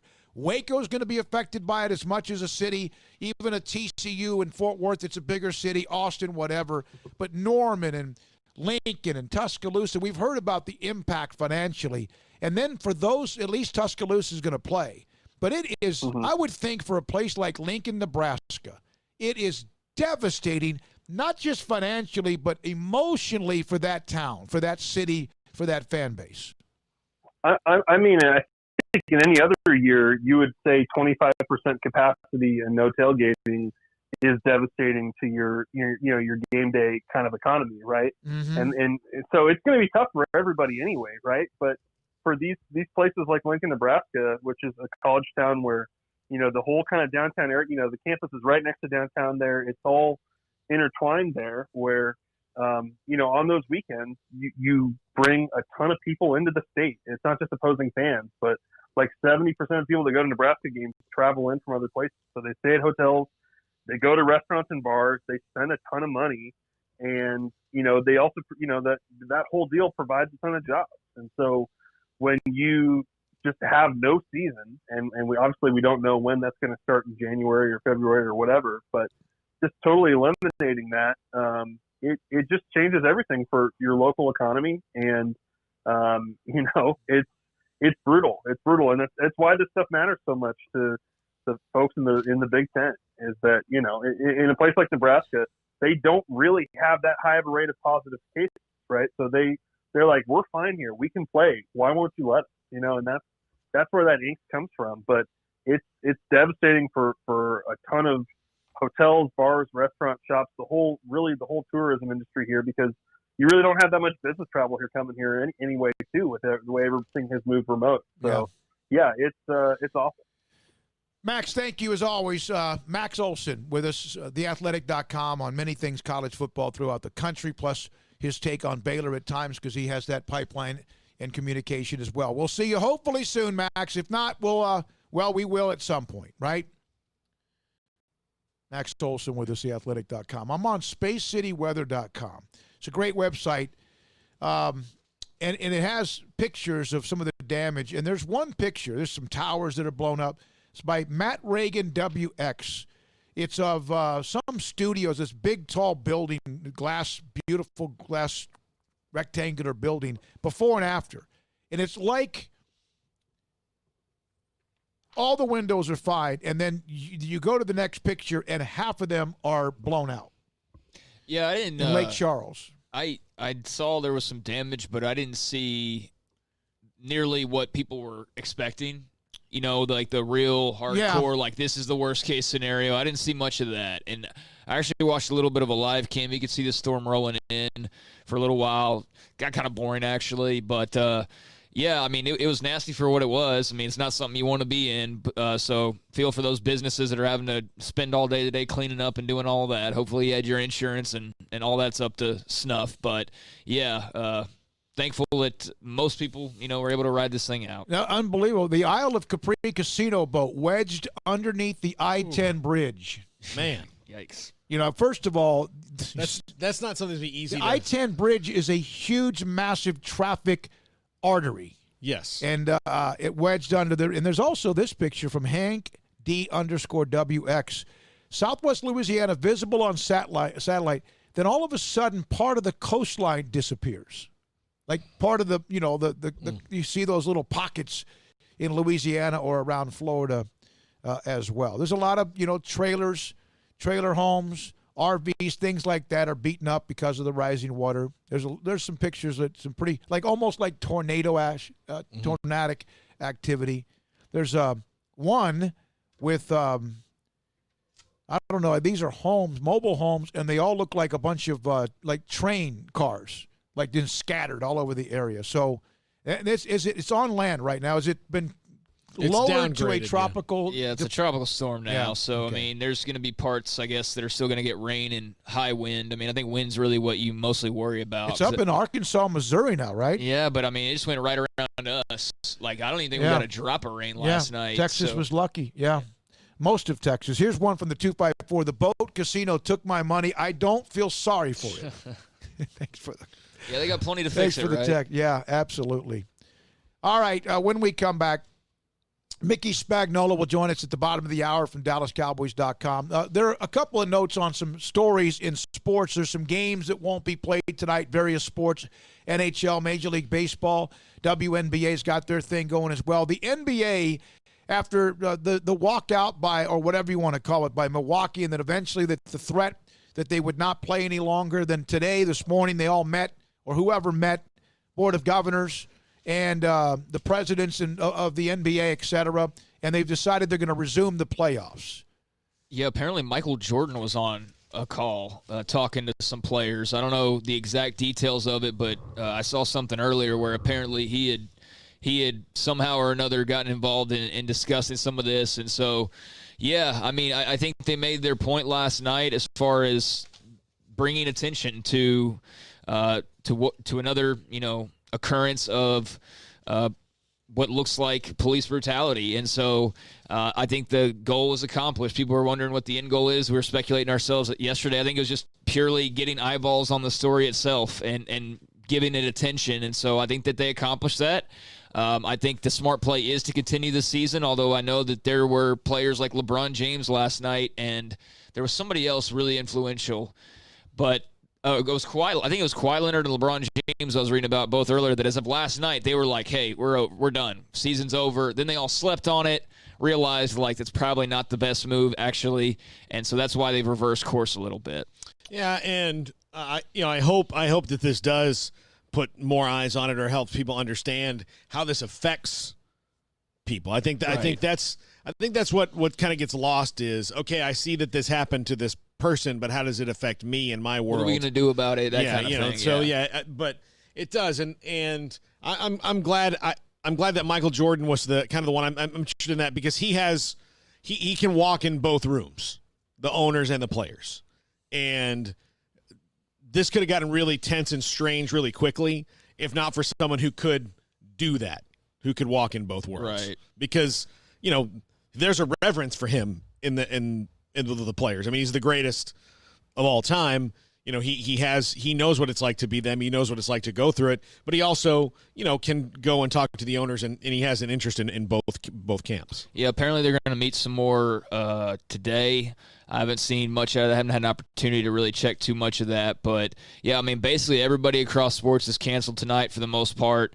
The NBA, it's just postponements as of right now, so they'll get back to playing those games. But, I mean, if the goal was to bring attention to the situation, then mission accomplished. They were able to do that by sitting out and at least getting the headlines for that. I mean, I'll tell you, this is not like meant in a condescending way, but I've read more about the WNBA today than I've read about the WNBA in like 6 months, because no one covers them, quite frankly. I mean, hardly at all. I mean, you have like your 2 or 3 that typically talk about them all the time, but I mean, I just don't know how many people follow the product and keep up with the product as regular fans. But they did get a lot of play because they too chose to, sit out their games. And so it's impactful. We'll see how impactful, but that's what's going on. So no games in the NBA, tonight? The Mavericks are supposed to play Game 6 against the Clippers, correct? Pretty much everything. Baseball still had some games that were active, but the NBA, last I saw, was called off. I think the NHL had called off all their stuff. Baseball, for the most part, is called off. Like the Rangers for sure aren't playing. So it's more a question of who is playing tonight versus who's not playing tonight in sports, I think. Yeah. Okay. It's 4:23 when we come back. Mickey Spagnola, Cowboys, I think, yesterday had an off day. Back on it today. Mickey will join us at 4:45. Stephen Hayes on one of those alumni segments brought to you by Baylor University on what he's doing now. We focus in on athletes and coaches and much more. And we'll have him today at 4:45. And then also, somebody just put the 254. This is great for Luka's ankle. One more day that otherwise he would have been playing on that tonight. Yeah, and maybe even Porzingis' knee or whatever it might be. I was going to say they got more problems than just his ankle. Yeah. But that does help. Great point on the Twitter the text hotline. Okay, at 4:24, Mickey Spagnola will be next. Jason Jennings, former Baylor All-American, will join us at 5. This is SicEm365 Radio. The First National Bank of Central Texas.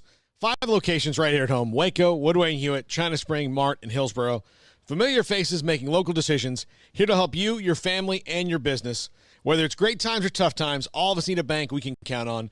Great people with great technology, dedicated to their customers and helping our area grow. Safe banking in person or use their online and mobile apps. Convenient drive-through and ATMs at all locations. And I the first place I heard about this bank was from Butch Henry. Yeah. And I was with another bank, a national bank, and I had my identity stolen at this bank 4 times in 3 months. And Butch gave me the advice. He said, look, go over to the First National Bank of Central Texas, and you want a local bank. That's what you want, because it's local people who know you. They're going to hear you on the radio. They know where you work. You're not a number to them. You're a person that matters. And that is some of the best advice I ever got from Butch Henry, because I've been a customer at the First National Bank of Central Texas ever since then. Yeah, and that's where I heard from it. And I remember when I met Jim Howler, and then now Dan Ingham runs the one on Valley Mills. And then I wanted to share this story. I hope you don't mind, because it was a couple of weekends ago on a Friday when I got a charge on my debit card. It actually was legitimate, because we had charged my debit card here for a pizza one day when we had it brought in, and then so you had gotten something, and it was my card was the one listed. That's fine. So I'm thinking, I dodged that bullet. I went to Lake Whitney, played golf, went to Fridays, got some Cajun food, came back into town. All of a sudden, this alert pops up. But have you charged whatever it was for gas in Naples, Florida? So I thought I'd gotten through what the scare was the night before, and of course I had not. I called you because you're from Fort Myers. I'm thinking, now you're using it in damn Florida. And it was a fraud alert. And it worked, and they canceled it, and it happened immediately. And by Monday, Ginger at First National Bank of Central Texas on 84 in Woodway had me a new debit card. It was amazing. It was that fast, and they reacted. I had nothing charged on my account. That's who they are. So I thought, in honor of Butch, because when he used to do this live spot, he would do the name droppers and talk about it. So you got Ginger, you got Nina, you got Monty Hulse. Oh, Monty's a great guy. Randall Crawford, Sloan Keel, Joe Barrow, Mackie Bonner, who helped me with a loan. She's great. Jan Coleman, Link Harris also helped me with a loan. Rhonda Crawford, Brian Hand, Lisa Ogletree, and Dan Ingham. The First National Bank of Central Texas 5 locations right here at home to serve you. How can we help you? That's a question we ask every day at American Bank. Hi, I'm President and CEO Dana Hassel. Our commitment to our customers is what drives us. It's why we've invested in new branch buildings and technology like ITMs that let you speak to a teller face-to-face from your car. It's why we work with local businesses, helping Waco grow and thrive. And it's why decisions about your accounts and loans are made here in Waco by people who know you. How can we help you? Find out at American Bank, member FDIC. Boozers is the wedding ring store and more. If you're ready to get engaged or already married and want to upgrade your wife's ring for a special anniversary, Boozers is the place to go. With the largest selection of premier quality diamond engagement rings and wedding rings in Central Texas. They have 7 cases with over 300 styles of rings from top designers like Natalie Kay. Choose from yellow, white, or rose gold, plus beautiful top quality loose diamonds. With an in-house jewelry, they can also custom make anything you want. Bring in a picture or drawing and let Boozers create your one-of-a-kind pendant or ring. They can even use some of your old gold and diamond jewelry to create something new. At Boozers, you'll find a great selection of quality timepieces, and Boozers is the place for expert watch maintenance and repairs too. They specialize in expert Rolex watch repair for fine jewelry, watches, custom work, and more. Go to Boozers on Valley Mills and Lake Air Drive in Waco. Boozers, the wedding ring store and more. Ideal MRI is a small family business right here in Central Texas. We're open to support you while lowering the cost of healthcare bills. When you need an MRI, ask your doctor for an Ideal MRI. Visit us at idealmri.com or call us at 833-IDEAL-MRI. Let Camille Johnson Realtors guide you seamlessly through the process of buying your dream home or selling your current one, commercial, farm and ranch, or residential. Camille Johnson Realtors can smoothly and successfully lead you through any transaction with a team of 24 experienced agents who are excited about serving you. Camille Johnson Realtors services the entire greater Waco area. If you're in the market to buy or sell, contact Camille Johnson Realtors, 104 Midway Center in Woodway, or find them online at www.camillejohnson.com. Camille Johnson Realtors, elegant, charming, warm, welcome home. The biggest, the baddest, and proven to be the best. Ram is back-to-back Motor Trend Truck of the Year.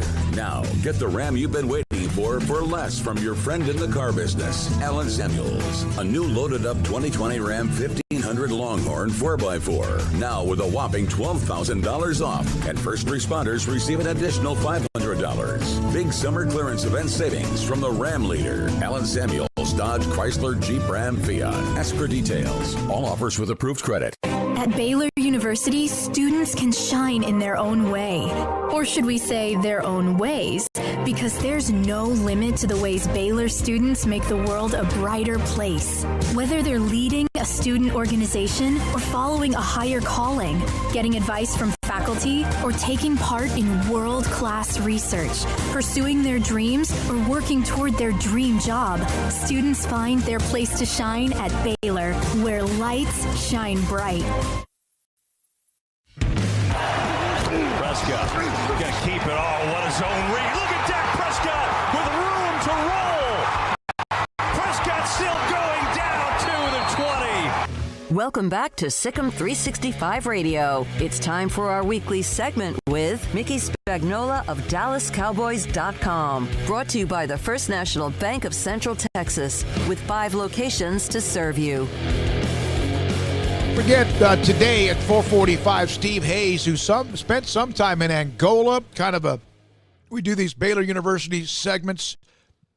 Steve and Kim, what was it, a week or two ago, about how you stay up with your alma mater.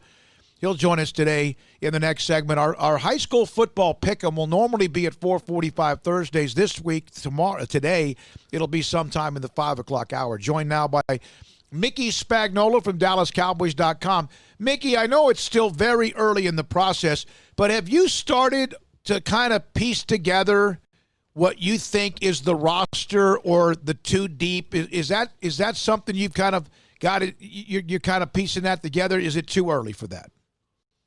Yeah, it's just so early, and maybe not so early, David, but I don't know if the coaching staff experienced the same thing, but it's so hard because we haven't seen real football yet. You know, we watch these practices; they're not tackling. We haven't seen a preseason game. We haven't seen a scrimmage.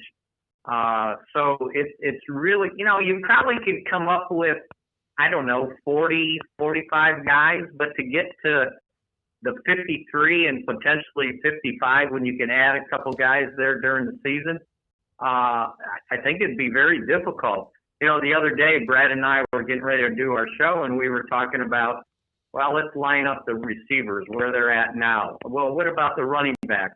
Are you going to keep three? You know, who's the third guy? Are you going to keep a fullback or not?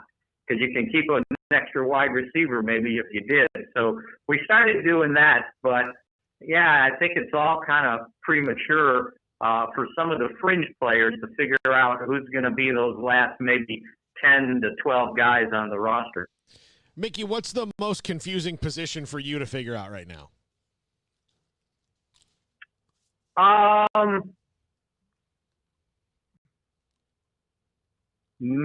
Well,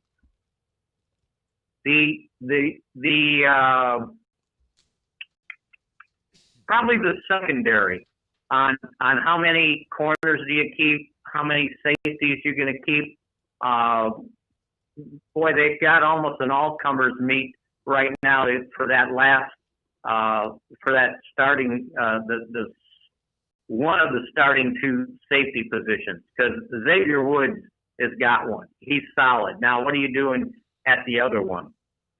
Darian Thompson, Clinton Dix, you know, Daryl Worley, the corner, has a little bit of safety experience when he was with the Raiders. You know, he's performed well. And they just moved their fourth-round draft choice, the corner Reggie Robinson from Cleburne. He's been taking snaps at safety. Not to say that he's going to start. And then there's Donovan Wilson, who they liked last year, and he continues to kind of show up. So I think cutting down maybe that safety group would be confusing. You know, I can probably cut the offensive line. You can tell me how many running backs they're going to have. You know, who's the third corner? Is it Thorson or is it Danucci? Things like that would be difficult because we just haven't seen enough to be able to say, okay, here it is for sure.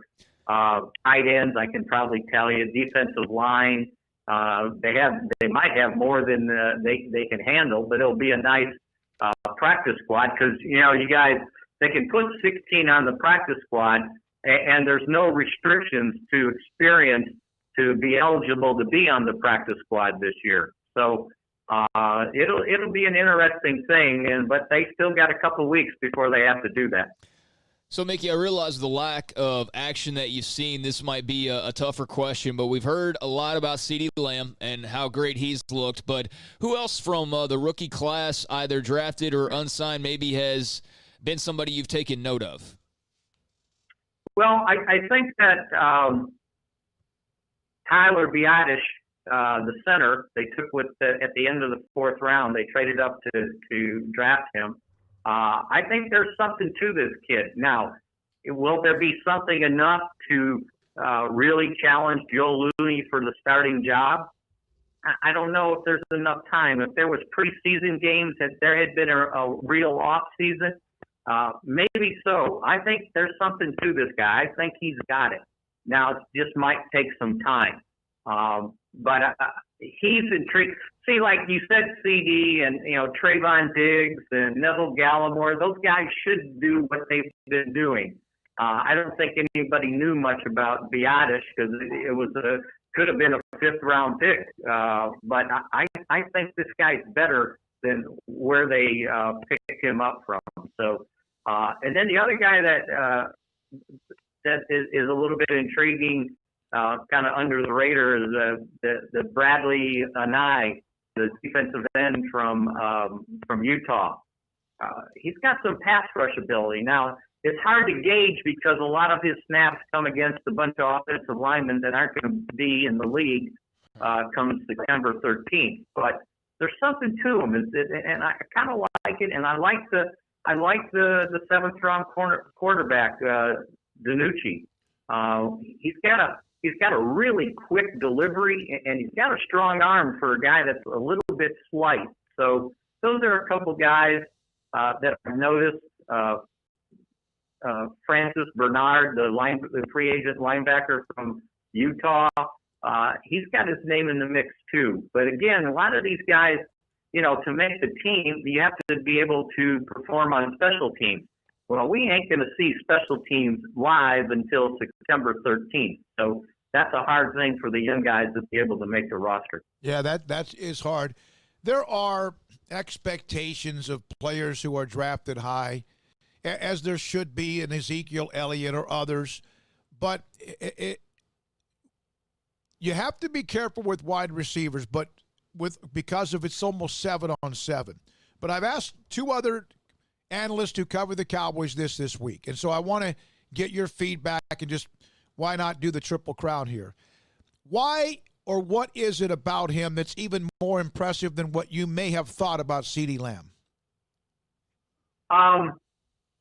So I was somewhat familiar with him, watching a little bit of Oklahoma football. I saw his ability. He has a wide catch radius. He can go get the football wherever you get it within his zip code. He's a little bigger than I thought he was. He's a little, when you can watch him every play, he's a grinder. I was expecting somewhat of a prima donna. I haven't seen that. He's when he does his interviews, he's kind of humble. And so those are the things that I didn't know him as a person. And we'll see, I thought Everson Walls on our Mix Shots podcast, they made a good point that, no matter who he's going up against the Cowboys, when you get up against other opponents, like that first one, and he's got to go against Jalen Ramsey, well, that's a whole other story than what he was facing in the Big 12. So that'll be a bigger test, but I don't think they're going to try to overload him. Just give him stuff he can do. If you have to hand him the ball, hand him the ball. Let him use his shiftiness. Because once he gets the ball in his hands and gets going, boy, it's explosive. I'm just going to use, I'm going to borrow Tony Pollard's quote when he was asked about CeeDee Lamb. And he gave us a little description, and at the end he goes, he's worth the hype. Yeah. Yeah, there you go. And and sometimes players know players better than anybody else. When you got to play against those guys or with them, they understand their talent so much better than we do. Mickey, do you see changes, at least in the offense, in the way that they practice, in the way that they might be doing some things that are maybe more wide open or creative's not the right word, but maybe it is, than Jason Garrett? I think they've added to it, but, from running routes and handing the ball to Zeke, I see a lot of the same stuff. I don't see, a whole bunch of razzle-dazzle plays or, all they do is throw the ball. Now, at times they'll practice 2 tight ends. It's maybe not as much as they did in the previous years. They don't have a true fullback unless I'll let you guys say the name, the kid from TCU, Suo. Siwo Oloniyuta, yeah. Yeah, and I don't know, if they're going to keep a fullback, and he would have to really be a prime player on special teams if, he was going to make this team. So, yeah, they don't run much fullback. So it's 1 back, 3 wide receivers, but then I expected that. I didn't think there, and I don't know if you guys would have noticed this or not, but when they had CeeDee Lamb fall in their lap on that first day of the draft at 17. Basically, I wrote the first time Dak goes under center on September 13th and goes 388. When he looks left and right, he's going to see two receivers to one side and one to the other because the base offense is going to be three wide. It ain't going to be a nickel. It's going to be base. And I think they'll probably do, from what I've seen, much more of that than anything else. Brian Etheridge told us this, one of the partners, SicEm365. CD was a good and humble kid as a recruit as well, so it's been like that for a long time. Mickey, thank you so much, man. Be careful, be safe. We'll see you soon, hopefully much sooner than we think, and have a great weekend. I appreciate that, David, and my regards to Butch's family. I read your stuff on Twitter, and I always look forward to the shows when he was on. And when he wasn't, I was like, well, where's Butch? So he was a lot of fun, and you hate to see some of the older guys leave us because they paved the way for a whole lot of us. No question about it. Butch Henry, who passed away earlier today, we honored him the first hour with interviews. Thank you, Mickey Spagnola, DallasCowboys.com. Coming up next, Steve Hayes. He's a Baylor graduate. In fact, he graduated, graduated in 88. Got an MBA at Alabama in 91. We want to just get in touch with some of the members of SicEm365.com who have shared their stories. Stephen Kim on his time, in Korea, 9 of the last 10 years, and some of what he dealt with. Stephen Hayes hasn't been overseas much, but he was in Angola for 7 months, lives on the East Coast. His thoughts next about Baylor and what it's meant to him. This is SicEm365 Radio. Waco Regional Tennis and Fitness on Lake Shore Drive in Waco. There's a young man, I say young man, he's older than I am.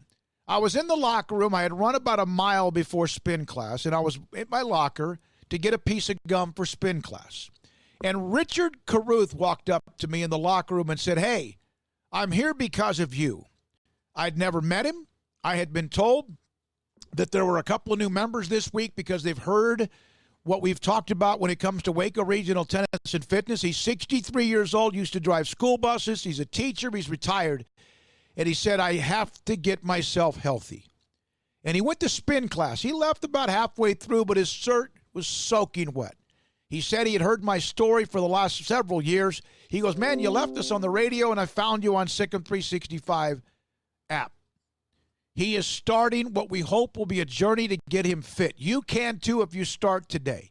Don't wait till tomorrow. I'll wait till Monday because you know what you'll do. You won't eat right. You'll drink too much. This needs 2 or 3 or 4 days, and then you'll just pack things on whatever it is now. Waco Regional Tennis and Fitness with 40-plus exercise classes, group exercise classes that you can join or be a part of based on your schedule. Richard even said, I always use the morning as an excuse because I was driving a school bus. Well, it's open at 5 o'clock in the morning. Well, I always felt too tired in the afternoon or evenings after school. It's open sometimes until 10. Waco Regional Tennis and Fitness open on the weekends as well. Always a time for you to change your life. Personal trainers Christy London and Randall Corley, and then you can just do it on your own. But you have to walk through the front door like Richard Caruth did today at Waco Regional Tennis and Fitness, Lake Shore Drive in Waco. One size fits all. That may be all right for an adjustable belt or cheap sunglasses, but when it comes to your financial needs, no one wants a one-size-fits-all strategy. Ben Erlinson, your Edward Jones financial advisor, knows that his most important goals are yours. That's why he takes the time to understand your needs, knowing you. That's how Edward Jones makes sense of investing. Ben Erlinson, 100 North 6th Street in Waco, 254-759-8533. Edward Jones, member SIPC. Riverbend Liquor and Wine has their easy-to-access drive-thru open and convenient and clean in-store location on the corner of Lakeshore Drive and North 19th Street in Waco. Riverbend Liquor has the best and most extensive variety of craft beer selections in Waco and Balcones whiskey, including single malt, hot still, baby blue, French oak, rye, and brimstone. Riverbend Liquor and Wine, family-owned and operated, and a hidden gem in Waco on Lakeshore Drive and 19th Street. And find out more on Facebook and Instagram.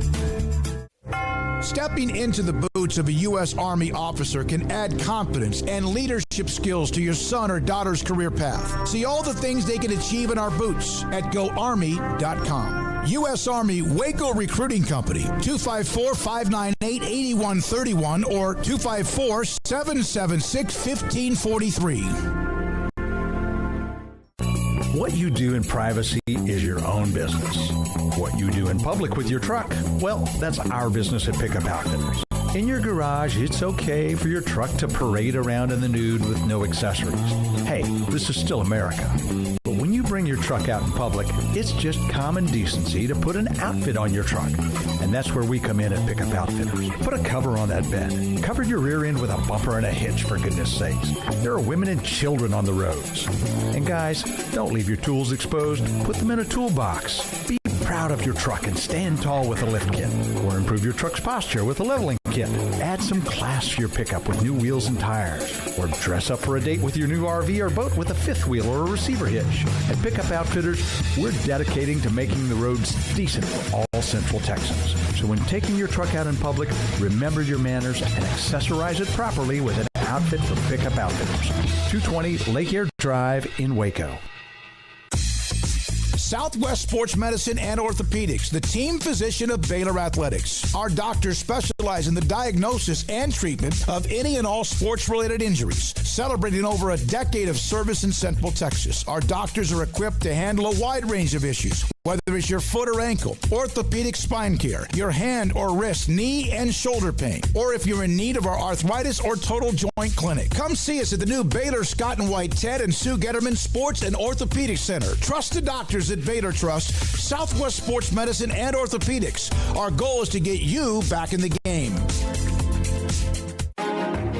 Texas Board Certified Personal Injury Trial Lawyer and Baylor alum David Willis and Baylor alum Parker Willis are ready to help if you or a loved one has been wrongfully injured in an auto accident, SUV rollover, industrial accident, 18-wheeler crash, or were seriously injured by a defective product or recalled drug. Call them for a confidential and free case consultation at 1-800-GOT-HURT or visit them at texastriallawyer.com, principal office in Houston, Texas. Welcome back to SicEm365 Radio. This Baylor University alumni segment is sponsored by Baylor University, where light shine bright. All right. On occasion, we have, it's not a former student athlete or a coach or whoever, but it's someone who's a Baylor grad. We've had 2 or 3 of these segments, and we'll have more. But Steve Hayes, I remember when I put this up on SicEm365.com about kind of flashback and those who have been overseas. Steve has not been overseas that long, but he was in Angola for 7 months during his life. He joins us now with Paul Catalina, Craig Smoke, Dylan Chapman, David Smoke on SicEm365 Radio. So now lives in Hilton Head, South Carolina. You were a strategy execution consultant for 25 years, self-employed now the last 5. Steve, thanks for your time. So tell us what you're doing now. Well, thanks for having me, Smokey. I'm doing a lot of the same thing that I was doing back then. I'm still a consultant. I'm, in fact, working with the same client that I was working with in Angola, just on a different project because, you know, COVID-19 sort of put the whammy on all of that. And so I'm back in the States now, working from home and still doing some strategy execution consulting. So when you were in Angola, you're overseas. How do you keep track with Baylor, with sports, with everything that was going on? Not easily. I'll tell you that for sure. Mm-hmm. You know, I mean, I was in a big city. You know, it was the capital city, millions of people, right? But the infrastructure, as you might expect, just wasn't there. So I was sort of dependent on the hotel internet, which, let's just say, left something to be desired. And so if that wasn't working as good as it should be, then I had this little Glocal Me, I don't know, it was kind of like a little personal hotspot thing that I used. And so I'd sort of switch back and forth, you know, between those. One would drop and I'd go to the other, and, you know, I'd be listening or watching a football game on my laptop or doing the best that I could. And I'd have JMO on the radio on my phone in case I lost my internet connection on my laptop. So I'd pick up JMO on the phone. And just going back and forth like that was just, boy, it was just crazy. but somehow I managed. That was that was, I'm sure, pretty difficult to have to do at times. Was there a particular sport that was like the must tune in for you that you just had to watch? Well, of course, it was football for me. I was there from roughly July of last year until about mid-March of this year. And so, I mean, I had come back, several times in between, come back home. But I was thinking, man, of all years, we're having such a great year in football. Of all years, for this to be the circumstance, right? I mean, why couldn't it have been like Matt Rule's first year or something? Then it wouldn't have been all that critical, But man, it was tough. And of course, there's like a 7-hour difference, roughly, I think, in the fall between Waco and where I was in Angola. And so I'd be, praying for like a noon kickoff or something so I could get a reasonable, start time. I remember the one game when we played Oklahoma. I don't remember if it was the conference game or the championship game or whichever, but it started late. It was like I don't know. I remember I had to set my alarm clock for 1:00 in the morning, and I think it was a 2 a.m. kickoff for me. But I managed to pull that one off. And then on top of all that, I had my ESPN Plus subscription, but when you're overseas, you don't get if it's a U.S. based website and they detect that you're not in the U.S., they won't give you access to the U.S. based content. So then I had to buy a VPN on top of that and try to trick them and fool them into thinking that I was in the U.S. because I'd sign on to a U.S. server, and so I had that to deal with as well. But managed to get most of them in, and boy, it was a great season. Yeah, isn't that great? I remember, again, there are times when back before there was the internet, I want to hear the Rangers, and I lived in Lufkin, Nacogdoches area, and I had to sit up on top of this, or maybe listening to Nebraska or whoever, I had to sit up on top of this hill in the south part, actually it was in south part of Tyler, to be able to pick up a game on AM radio that's happened to be able to bounce into that area. So it's crazy what we'll do as fans. What are your thoughts right now? I know Baylor Athletics had things shut down. What are your thoughts right now about how successful they've been despite the fact they couldn't finish out the spring in 2020? Well, I mean, I think the sports program overall at Baylor is just clicking on all cylinders, right? I mean, you'd have to think and search really long and hard, I think, to find a part of Baylor athletics that wasn't successful, which I think just says so much for our leadership and the coaches that we have, and our ability to hire apparently coaches that are a good fit for the university. And man, I tell you, just looking forward to another great football season. We'll see how it goes. I mean, I know, we have a new coach at the helm, but it's not like the guy showed up without credentials, and I'm anxious to see what our offense can do. I have no doubts about defense, but boy, if we could get to some high flying offense of old, that would be exciting to see, mixed with some really great defense. And then Lord knows what's going to happen with men's basketball. I mean, the sky's the limit, right? So, boy, this could be the year of years, right? How, as a fan, do you compare the emotions of this coaching transition to some of the other ones in the past? This one seemed a little bit easier to me. Yeah, I think so. And Coach Aranda apparently has adopted a lot of the things that Coach Rule left in place, and I think that's exciting to see. Who does that? I mean, when do you hear about a coach coming in and doing those kinds of things? And it seems like it's serving the program and the players well. And so I'm anxious to see how it plays out. I really don't have any concerns about it, but I'm anxious to see all of it on the field. This isn't sports related, but I'm curious for somebody who actually spent a great deal amount of time, not just like a weekend trip or a week-long trip out of the country. I mean, you actually lived out of the country. So what kind of a perspective did that give you, being an American and seeing it from the outside versus all of us who are kind of always in this bubble? What amount of perspective did that give you? Well, I mean, I've long thought that. I mean, I've been traveling for a long time, sort of most domestically, but doing some international travel for work as well. And I've always been a proponent of international travel in particular because I just think it gives you such a perspective on things, and I think it's easy to take things for granted. I had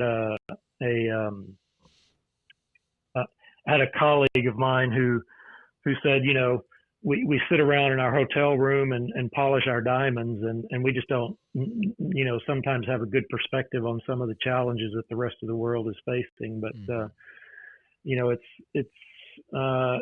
it definitely gives you a new take on things when you can see what's going on in our country and around the world, really from a different perspective. So you live in Hilton Head, correct? Yes. And I hate you. Because well, interview over. It's like churches. I've heard that before. Yeah, you live in an area where golf courses are on every corner, like churches are in Texas. Like every street corner there's a church, and I think and where you are, I please tell me you play golf. Well, so before I tell you that, so let me tell you.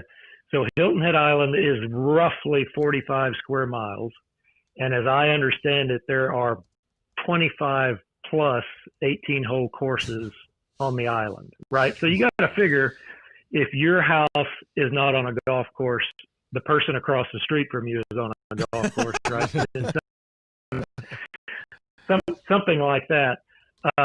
Unfortunately, I don't play golf, and so I can't tell you how many friends have told me it is not fair for you to live on Hilton Head Island and not play golf, right? Because you're just taking up space.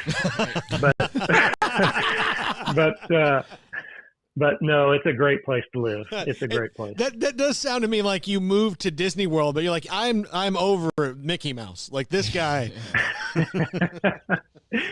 Yeah, well, I mean, it's golf is such a part of the area. We have the PGA tournament here, we have the Heritage here, and that's always a big social event and really feeds the economy. So even if you're not a golfer like I'm not, you can't really escape it, right? It's just a big part of all that goes on here. Well, it's fun because we're going to have these segments probably at least a couple of times a month, thanks to Baylor University Marketing, and we appreciate that and their support of this. It's kind of neat. We'll have, from some rock stars to personalities, but we want to have those who are alums and some of the challenges of keeping up with their alma mater. And it's a great story with where you were in Angola and what Craig said, sometimes also the perspective of living outside the country to realize what a great country we really are as well. What is what was your we're up against the top of the hour. Jason Jennings is next. What was the role when you said you were on the Baylor College in Arts of Sciences? Was that like a board, a committee? Yeah, so each academic unit at Baylor has a board. They call them a board of advisors or board of advocates or something like that. And it's really a group of folks that graduated from that particular school or college, and the dean of that college, has this group of folks. Maybe it's, I don't know, 20, 25, 30, 50 people. And, they're advocates for the school or the college, and to the extent that they can, they support it financially and that kind of thing, and just help the dean out as best they can. Thank you, Stephen. Appreciate it, buddy. Great to have you on. Steve Hayes is from Hilton Head Island, South Carolina, and a graduate in 1988 at Baylor University. When we come back, an All-American pitcher at Baylor, Jason Jennings, on baseball, what he sees, his career, flashbacks, reminiscing, etc.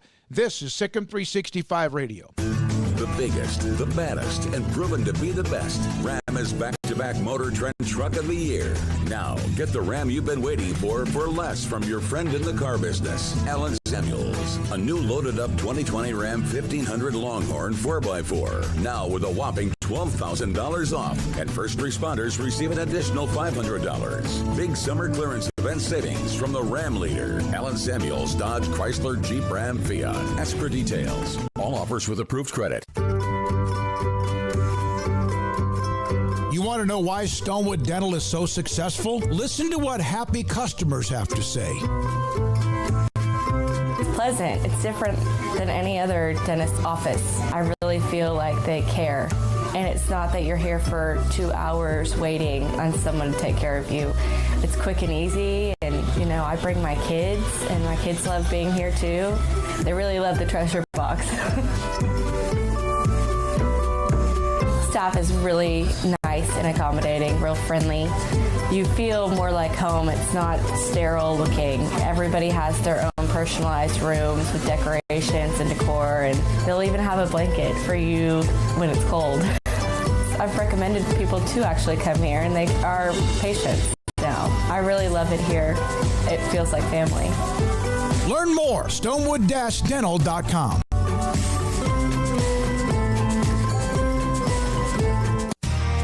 How did Edward Jones become one of the biggest financial service companies in the world? By not acting that way. Financial strategies, one-on-one advice, it's a big difference. And that's why Brad Wilson, your Edward Jones financial advisor, makes sense of investing. Experience the difference for yourself. Brad Wilson, 250 Sharon Drive in Woodway, 254-776-4337. Edward Jones, member SIPC. From the first workout to the last practice, sports is an incredible challenge.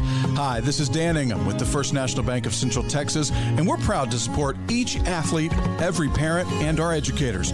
From families, small businesses, to the biggest industry, we're here to help. With remarkable products like First Free Checking, we've got banking ideas that fuel big dreams. The First National Bank of Central Texas. Familiar faces making local decisions. Member FDIC, Equal Housing Lender. It's the heat of the summer, but the real heat is what you're cooking on the grill, smoker, or in the oven. So Waco Custom Marketplace can be your go-to playmaker for summertime grilling. You can't go eat anywhere else. Be your own chef with custom ordered and cut ribeyes, sirloins, fillets, New York strips with a focus on high-quality beef at a competitive price.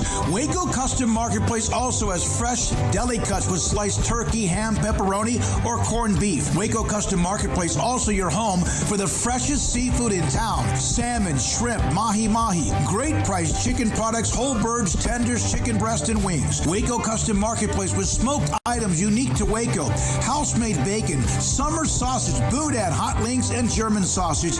Every seasoning for every occasion, grilling, baking, or frying. Your hometown grocery store with canned goods, pasta, fresh baked bread, buns, chips, sauce, condiments to pickles, charcoal and lighter fluid, cold beer and wine, best kolaches in Waco, mouth-watering cinnamon rolls, and here for the community every single day, helping you avoid the long lines in crowded stores, serving quality products to the Waco community.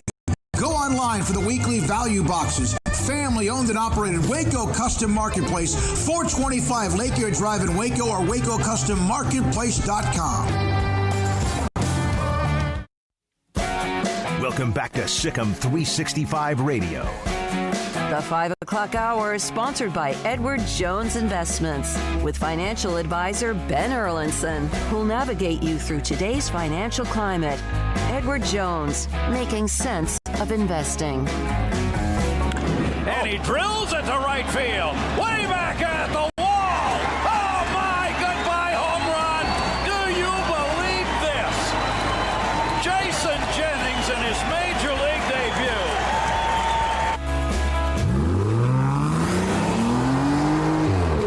This segment on Baylor Athletics on SicEm365 Radio is brought to you by Richard Carr Buick GMC Cadillac, located at the Imperial Drive exit off Loop 340 in Waco. Proud supporters of all Baylor Athletics.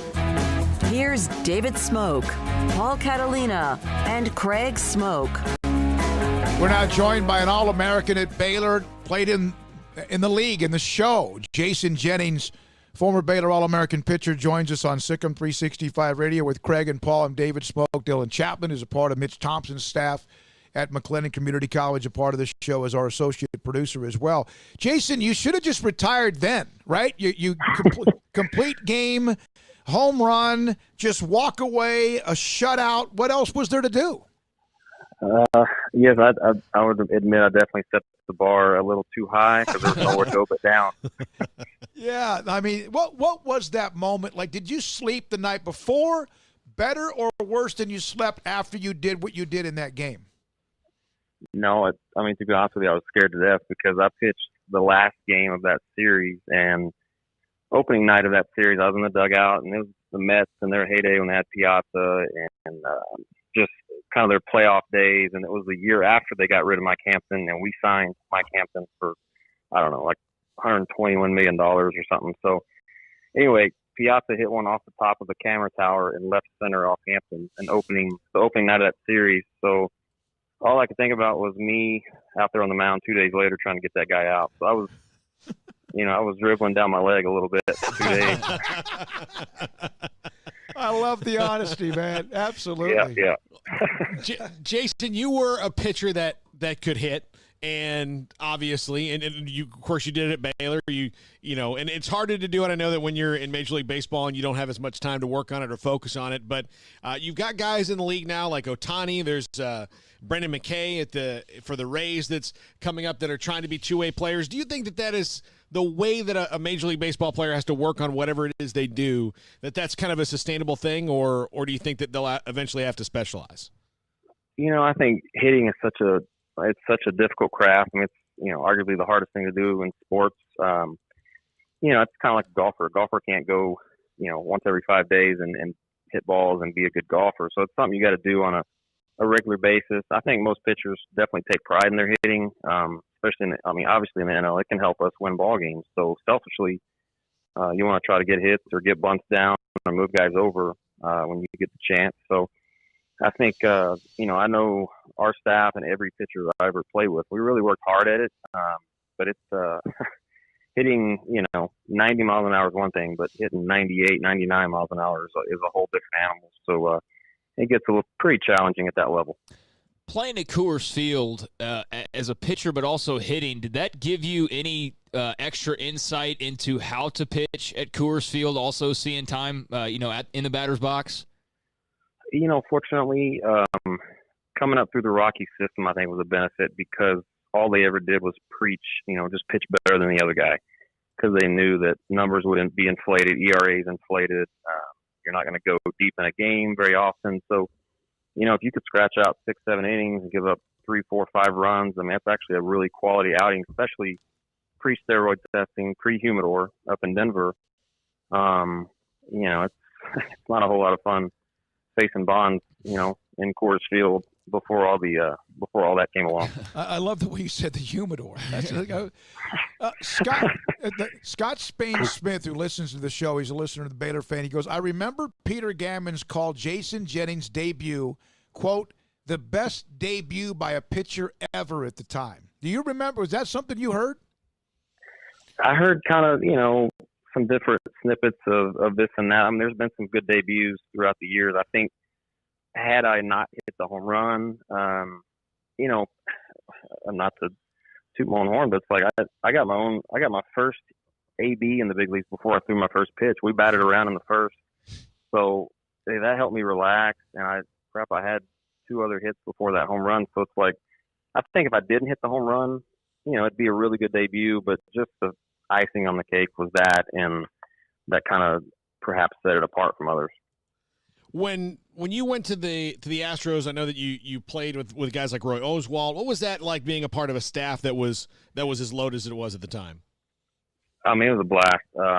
He's not only just a good dude, but you're talking about just an animal out there on the mound, a workhorse, and just I played with Biggio. I was there when he got his record-setting hit, and Bergman. He's obviously, you guys know a lot about him, and faced him in college. He's a good dude and one of the best switch hitters I've ever seen. Unfortunately, and if there's any Astros fans listening down there, I do apologize for 07. I just didn't pitch real well. My elbow was about to rip in half, and I was trying to pitch through some pain, but and pitching in that park is basically like pitching in Williamsport. Sometimes it feels like. Jason, just what are you really trying to say? It's a small park. It is. Yeah. It is. Yeah. Jason, can you try and put in perspective just the grind that a major league pitcher goes through during the course of a season? I mean, we see you guys out there tossing the ball, obviously tossing it harder than most other people on earth. But, I mean, just the wear and tear and the grind for a pitcher, what's that like? I think it's when it's actually your day to pitch, it's almost a relief because the days in between are where you really grind it out. You're working on stuff in the bullpen. You're, in the weight room, you're getting after it. You're doing lots of running to get prepared for that next start. So, I think a lot of people see it as, oh, well, you only work once every 5 days. Well, that's not true. I mean, we're looking at film. We're in the weight room. We're working out. We're throwing bullpens. So it's not a lifestyle you complain about by any means. I would never do that, but it's stressful. And the problem, on the flip side, is you only get one chance every 5 days. I think when I was with the Rangers in 2009, I was in the pen most of the year. And, if you give up a run, you don't feel good about the outing, you wake up the next day and you might be on the bump again, getting another shot. So I did like that change. But it's a grind. I mean, it's a marathon and 162 games in 180 days, obviously pre-COVID, not this year, but it's a grind. So how many games have you had a chance to watch since they started baseball season up, and what do you think about the quality of play? The quality of play, it's insane. I mean, in my prime, I was probably, say 91 to 93, and I mean that's like a changeup nowadays or a slider nowadays. So watching the pitchers and the arms that they have is super impressive. Being up here in Dallas, the Rangers are local, so I flip on and watch them this year. But I also try to catch the Rockies. I love watching them. And a good buddy of mine is Ryan Valade. He's in the Rockies system, so he's still coming up with them. He's pretty close to the big leagues, so I'm waiting for him to pop through. And there's some young guys that obviously the guys I played with are long gone, but some of the young guys that perhaps I've seen or worked with, Zach DeLoach, locally from here in Hebron High School. He's with the Mariners. He was a first-round pick. So, he's going to be close to getting up in big leagues. He's on the taxi squad with the Mariners. So, there's reasons to watch. I feel bad for the guys. The league is doing the best they can. I think it's just everybody's making their best guess as far as the NBA and the NFL and college football and MLB.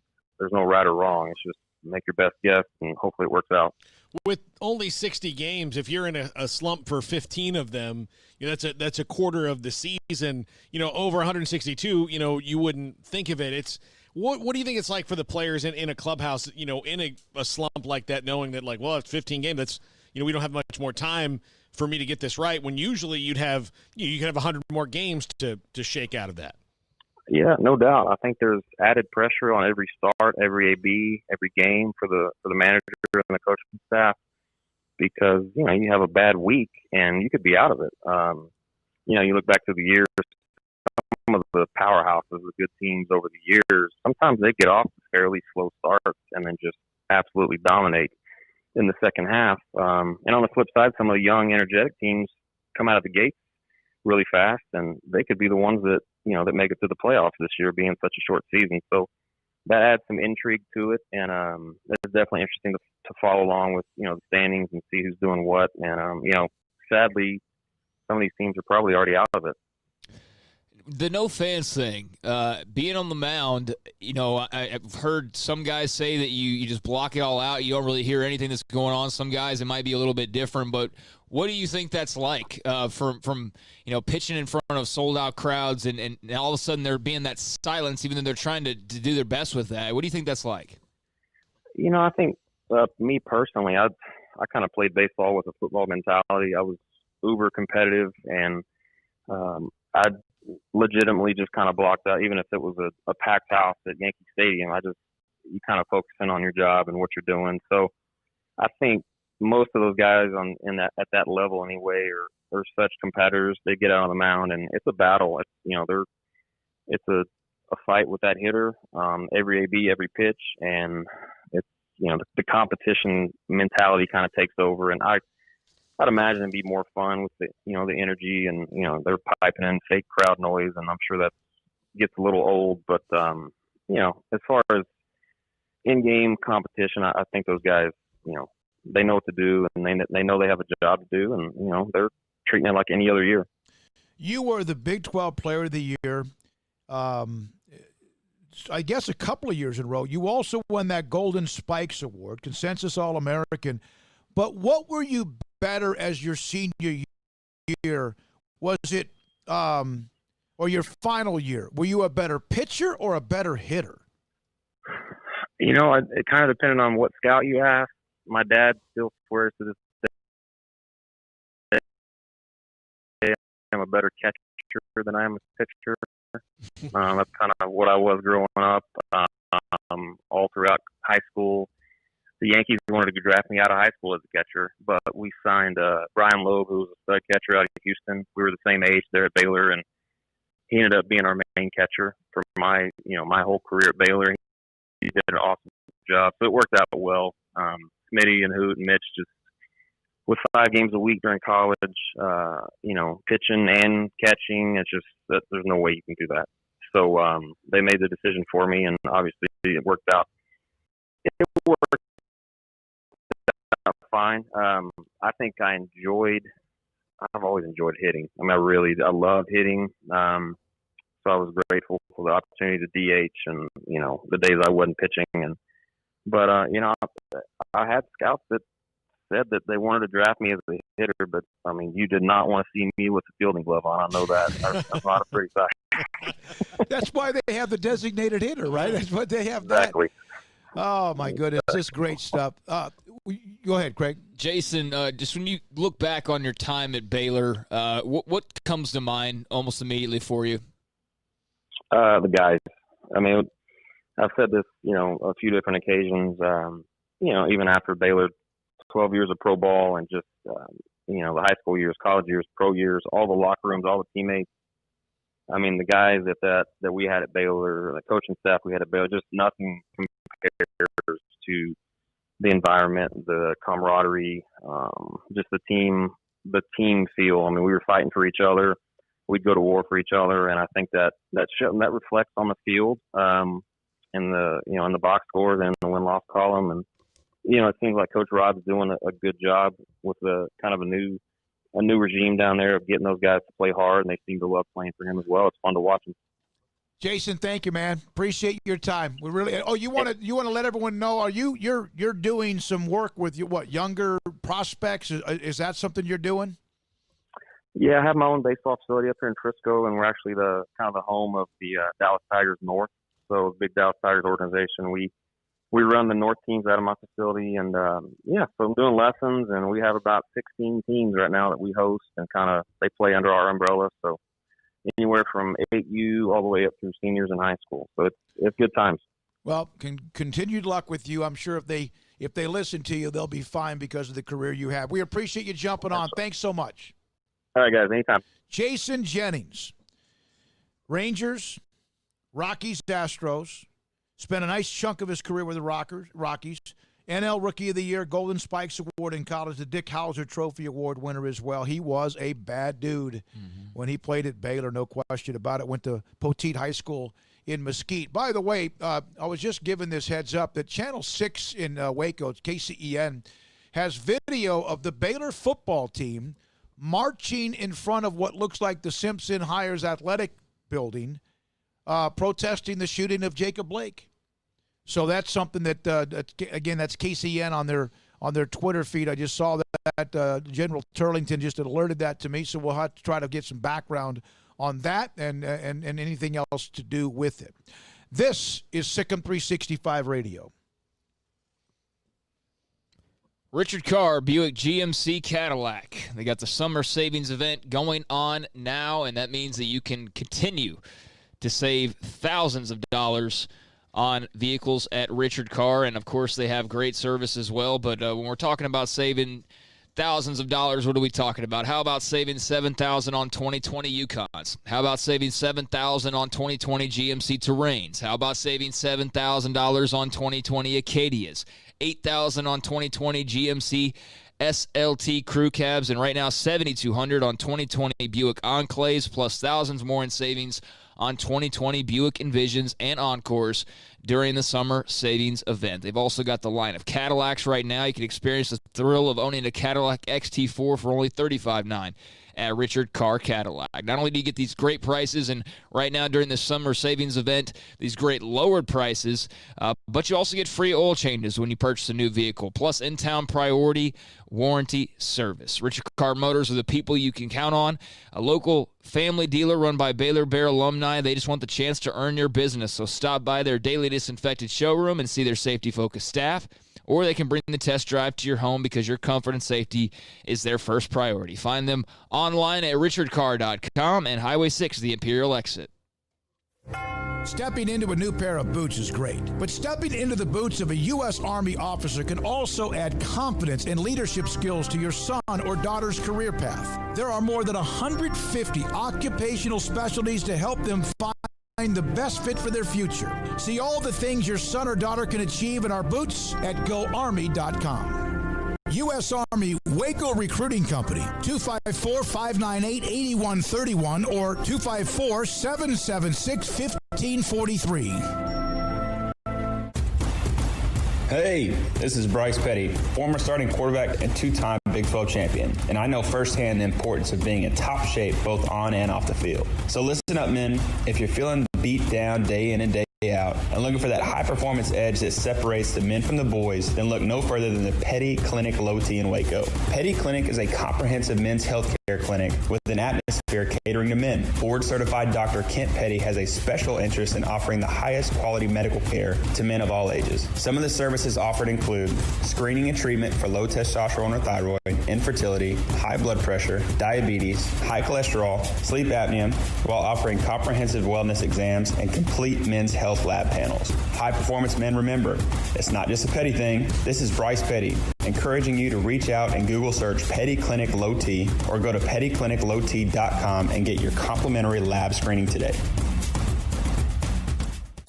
Riverbend Liquor and Wine has their easy-to-access drive-thru open and convenient and clean in-store location on the corner of Lakeshore Drive and North 19th Street in Waco. Riverbend Liquor has the best and most extensive variety of craft beer selections in Waco and Balcones whiskey, including single malt, pot still, baby blue, French oak, rye, and brimstone. Riverbend Liquor and Wine, family-owned and operated, and a hidden gem in Waco on Lakeshore Drive and 19th Street. And find out more on Facebook and Instagram. Let Camille Johnson Realtors guide you seamlessly through the process of buying your dream home or selling your current one. Commercial, farm and ranch, or residential, Camille Johnson Realtors can smoothly and successfully lead you through any transaction with a team of 24 experienced agents who are excited about serving you. Camille Johnson Realtors services the entire greater Waco area. If you're in the market to buy or sell, contact Camille Johnson Realtors, 104 Midway Center in Woodway, or find them online at www.camillejohnson.com. Camille Johnson Realtors, elegant, charming, warm. Welcome home. Boozers is the wedding ring store and more. If you're ready to get engaged or already married and want to upgrade your wife's ring for a special anniversary, Boozers is the place to go. With the largest selection of premier quality diamond engagement rings and wedding rings in Central Texas. They have 7 cases with over 300 styles of rings from top designers like Natalie Kay. Choose from yellow, white, or rose gold, plus beautiful top quality loose diamonds. With an in-house jewelry, they can also custom make anything you want. Bring in a picture or drawing and let Boozers create your one-of-a-kind pendant or ring. They can even use some of your old gold and diamond jewelry to create something new. At Boozers, you'll find a great selection of quality timepieces, and Boozers is the place for expert watch maintenance and repairs too. They specialize in expert Rolex watch repair for fine jewelry, watches, custom work, and more. Go to Boozers on Valley Mills and Lake Air Drive in Waco. Boozers, the wedding ring store and more.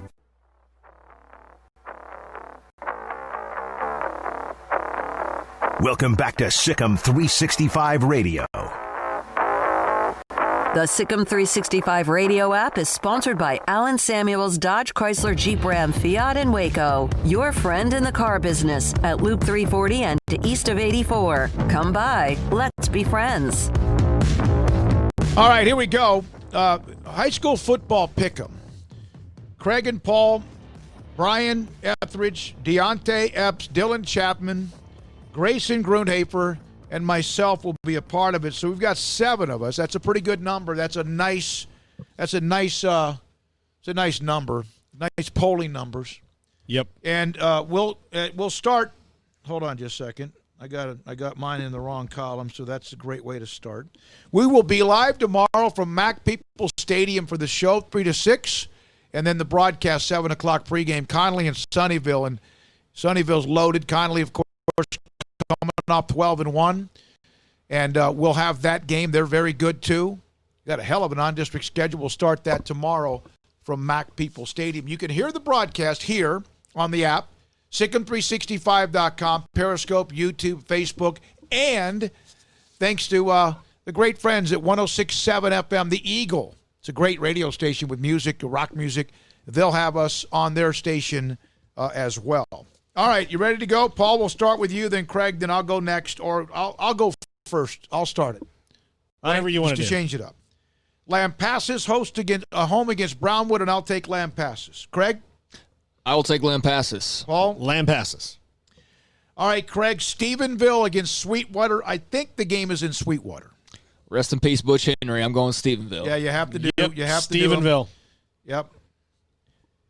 Are we asking Dylan? Oh, we probably should ask Dylan. Dylan's already given me, but go ahead and okay. do the first two because you gave them to me. That's why. Go ahead. I went with the upset with Brownwood and then Stephenville. All right, we'll do Dylan here. Robinson is on the road against the Ducks from Taylor. Dylan? Robinson. I'll take Robinson. Take the Rockets. Robinson.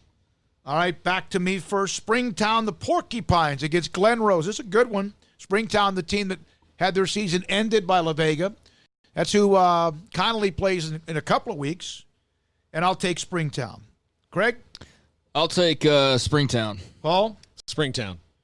I took Glen Rose. And Dylan took Glen Rose. Okay, Craig, Connolly home against Sunnyvale. I am going to go with Connolly. Connolly. Conley. I'll take Connolly. This is going to be the edge. If I really do think that if Sunnyvale would have had a scrimmage, which they didn't, and they started late because of some of the, the COVID stuff, they're really good. They lose their quarterback. You know who their quarterback is? A young name, not the quarterback's name, Luke Taylor, but one of their players is a Makeda, whose brother had like 8,000 yards of total offense the last 4 years. Their father was a starting quarterback at Army. Huh. Remember him? I don't know if you remember that. It's been about 20 years or so, something like that. He was the starting quarterback at Army. He played for Mesquite High School. That's interesting. And, like mentioning the lack of scrimmage, I think this is going to be very much a feeling out week. You kind of go with what you think, but I think we're going to learn a lot more after these first couple of weeks, right? Yeah, there'll be some shockers. Yeah, what these teams actually do look like. All right, back to here we go. This would be, Craig, we start with you. Yo at Mejia. I'll go with the Yeoman. Paul? Yo. Dylan? Cameron Yo. I'll go with Yo. Tristan Abram, they've had a little, had to miss a practice or so because of COVID. He's going to get better there, just like what they got set up with Frank Sandoval. All right, so I take Yo. Craig, now Paul, Salado and Troy at Mary Hardin Baylor. I'll take Troy. Dylan took Salado, is that right? Salado. I'll take Troy. Craig? Troy. Zach Robotchik. We'll see Salado later in the year in that district with Robinson, China Spring, etc., Gatesville, Connolly. All right, Dylan, we do you this time. It's Lexington at home against West. I took West. I'm going to take Lexington with Jared Kerr, the running back, who's getting a lot of attention. Craig. I'm going with Lexington. I'll take Lexington. All right, Craig. Mart, host Teague. Go with the Mart Panthers. Paul. Mart. You guys don't have to wait for my name. Yeah. Mart. Across the board, Mart. Okay, this is Paul Academy with their new head coach, Chris Lancaster. No. I'm sorry. Yeah.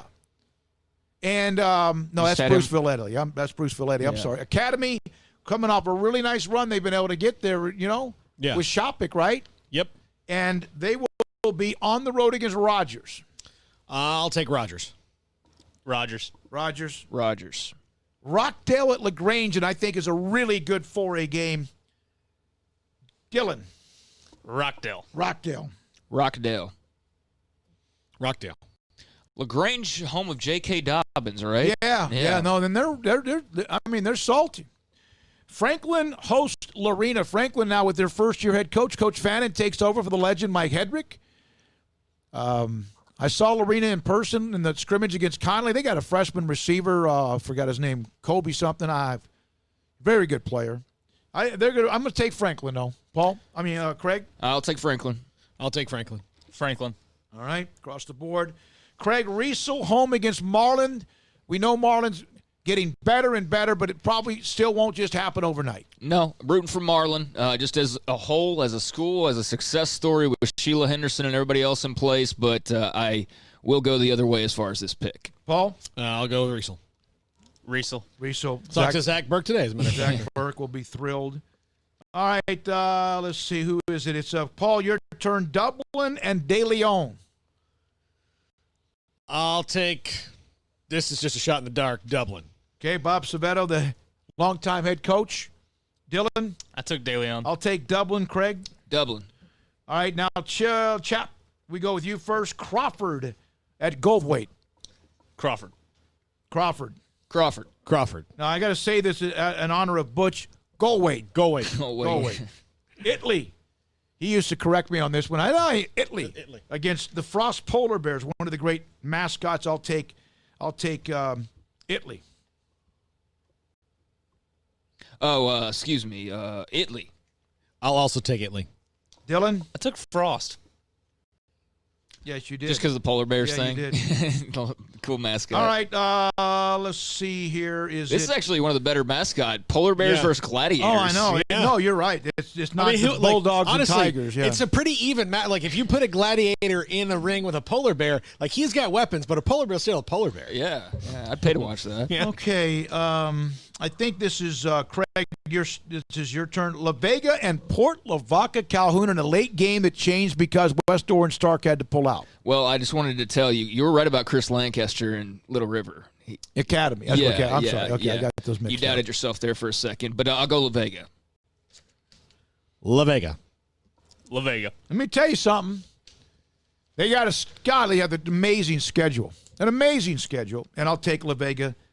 You had 4 days to get ready, but they had only 4 days to get ready for you. So La Vega across the board. This is now a two-way game. Bartlett at Hubbard. This is Paul. Hubbard. Coach Roger Masters, one of comedian. Yeah, he was doing bits. All right, Dylan, we wrap it up with you. No, there's two more six-man games. Abbott at home against Avalon. Abbott. Take Avalon. I'm taking Avalon. I'll take Avalon. What? Yeah, listen. Are you up? Hey, look. Here we go. No, with Abbott games, I am typically wrong. So Yeah. I don't know what it is. Yeah. Well, I'm saying this until I get my redheaded strangers. Yeah. No. Been a campaign for years now. Last game, Jonesboro and Coolidge. Coolidge can come up and bite you sometimes, but I still really like the way Jonesboro plays, and I'll take them. I'll take Jonesboro. Same here. Jonesboro. And All right, I so think there we go. jumped over Norman G. Bremond. No, we canceled that because of La Vega and Calhoun. That replaced that that's game. right. Sorry. Yep. That's okay. All right, so it's 5:33 now. We spent the entire first hour. We could spend like hours reminiscing with great Butch Henry stories and sayings and the guests we had from Derek Johnson to Johnny Tusa to Killer Pitts as well. Now one of the stories that we'll tell, because we can surely tell it online and on the app, Butch Henry trying to describe a golf shot. Phil Perry came on the site, I think it was the site or Twitter, and said there was this golf story in which his ribs hurt so hard because he laughed so hard, and ours did too, and Butch didn't have a clue of why. Next on SicEm365 Radio. Pickup Outfitters. You have a truck, you want to cover it with a bed, they have them. 5, 6, 7 different options. Pickup Outfitters can help you protect whatever you put in your pickup bed. Now, you may throw some bags of trash in there on occasion to take to wherever you have. It's down the road, just up the road if you have a big old huge like ranch or something like that, or maybe a dumpster. I don't know. But whatever you do, you can also protect whatever you put inside your pickup bed that's valuable to you. For example, shelter from the sun, dust, rain, or the conditions outside. Also, privacy so nobody knows what's in the back of your pickup bed. And extra storage space if there's not enough room in your cab. Or security to keep things secure from dishonest people who might just see something in your pickup bed and get a little bit, too close. Retractable, hard folding, one-piece lids, hard and soft roll-up bed covers, removable, and paint to match as well. CreateACommotion.com is the website. The location, 220 Lake Air Drive. Jay Errett, the owner. They have covers to fit any budget, to fit any size bed. Whatever pickup truck size the bed you have, all professionally installed. Pickup Outfitters, lifetime installation guarantee and free warranty assistance. Pickup Outfitters, right now, 220 Lake Air Drive. It's a worry-free purchase, now serving Waco for 20-plus years. Waco's Pickup Outfitters, CreateACommotion.com. It takes time to reach goals. It's a truth that applies to more than sports. It goes for your financial goals as well. You work hard for your money, and you deserve an investment strategy that lines up with your game plan. And Tom Albers, your Edward Jones financial advisor, can help. If your financial investments aren't putting forth the effort you desire, stop by today for a financial review. Tom Albers, 4301 Lakeshore Drive, 254-776-7605. Edward Jones, member SIPC. Stepping into the boots of a U.S. Army officer can add confidence and leadership skills to your son or daughter's career path. See all the things they can achieve in our boots at GoArmy.com. U.S. Army Waco Recruiting Company, 254-598-8131 or 254-776-1543. The biggest, the baddest, and proven to be the best. Ram is back-to-back Motor Trend Truck of the Year. Now, get the Ram you've been waiting for less from your friend in the car business, Alan Samuels. A new loaded-up 2020 Ram 1500 Longhorn 4x4. Now with a whopping $12,000 off, and first responders receive an additional $500. Big summer clearance event savings from the Ram leader, Alan Samuels, Dodge, Chrysler, Jeep, Ram, Fiat. Ask for details. All offers with approved credit. At Ideal MRI, we feel blessed to be part of the Waco community. We're a small family business here in Central Texas. At times like this, the cost of healthcare has never been more important. And unfortunately, significant illnesses and injuries still occur. And that's why Ideal MRI is open and here to serve you through this difficult time. So if you need an MRI, ask your doctor about Ideal MRI. You can schedule online in minutes at idealmri.com or call 833-IDEAL-MRI.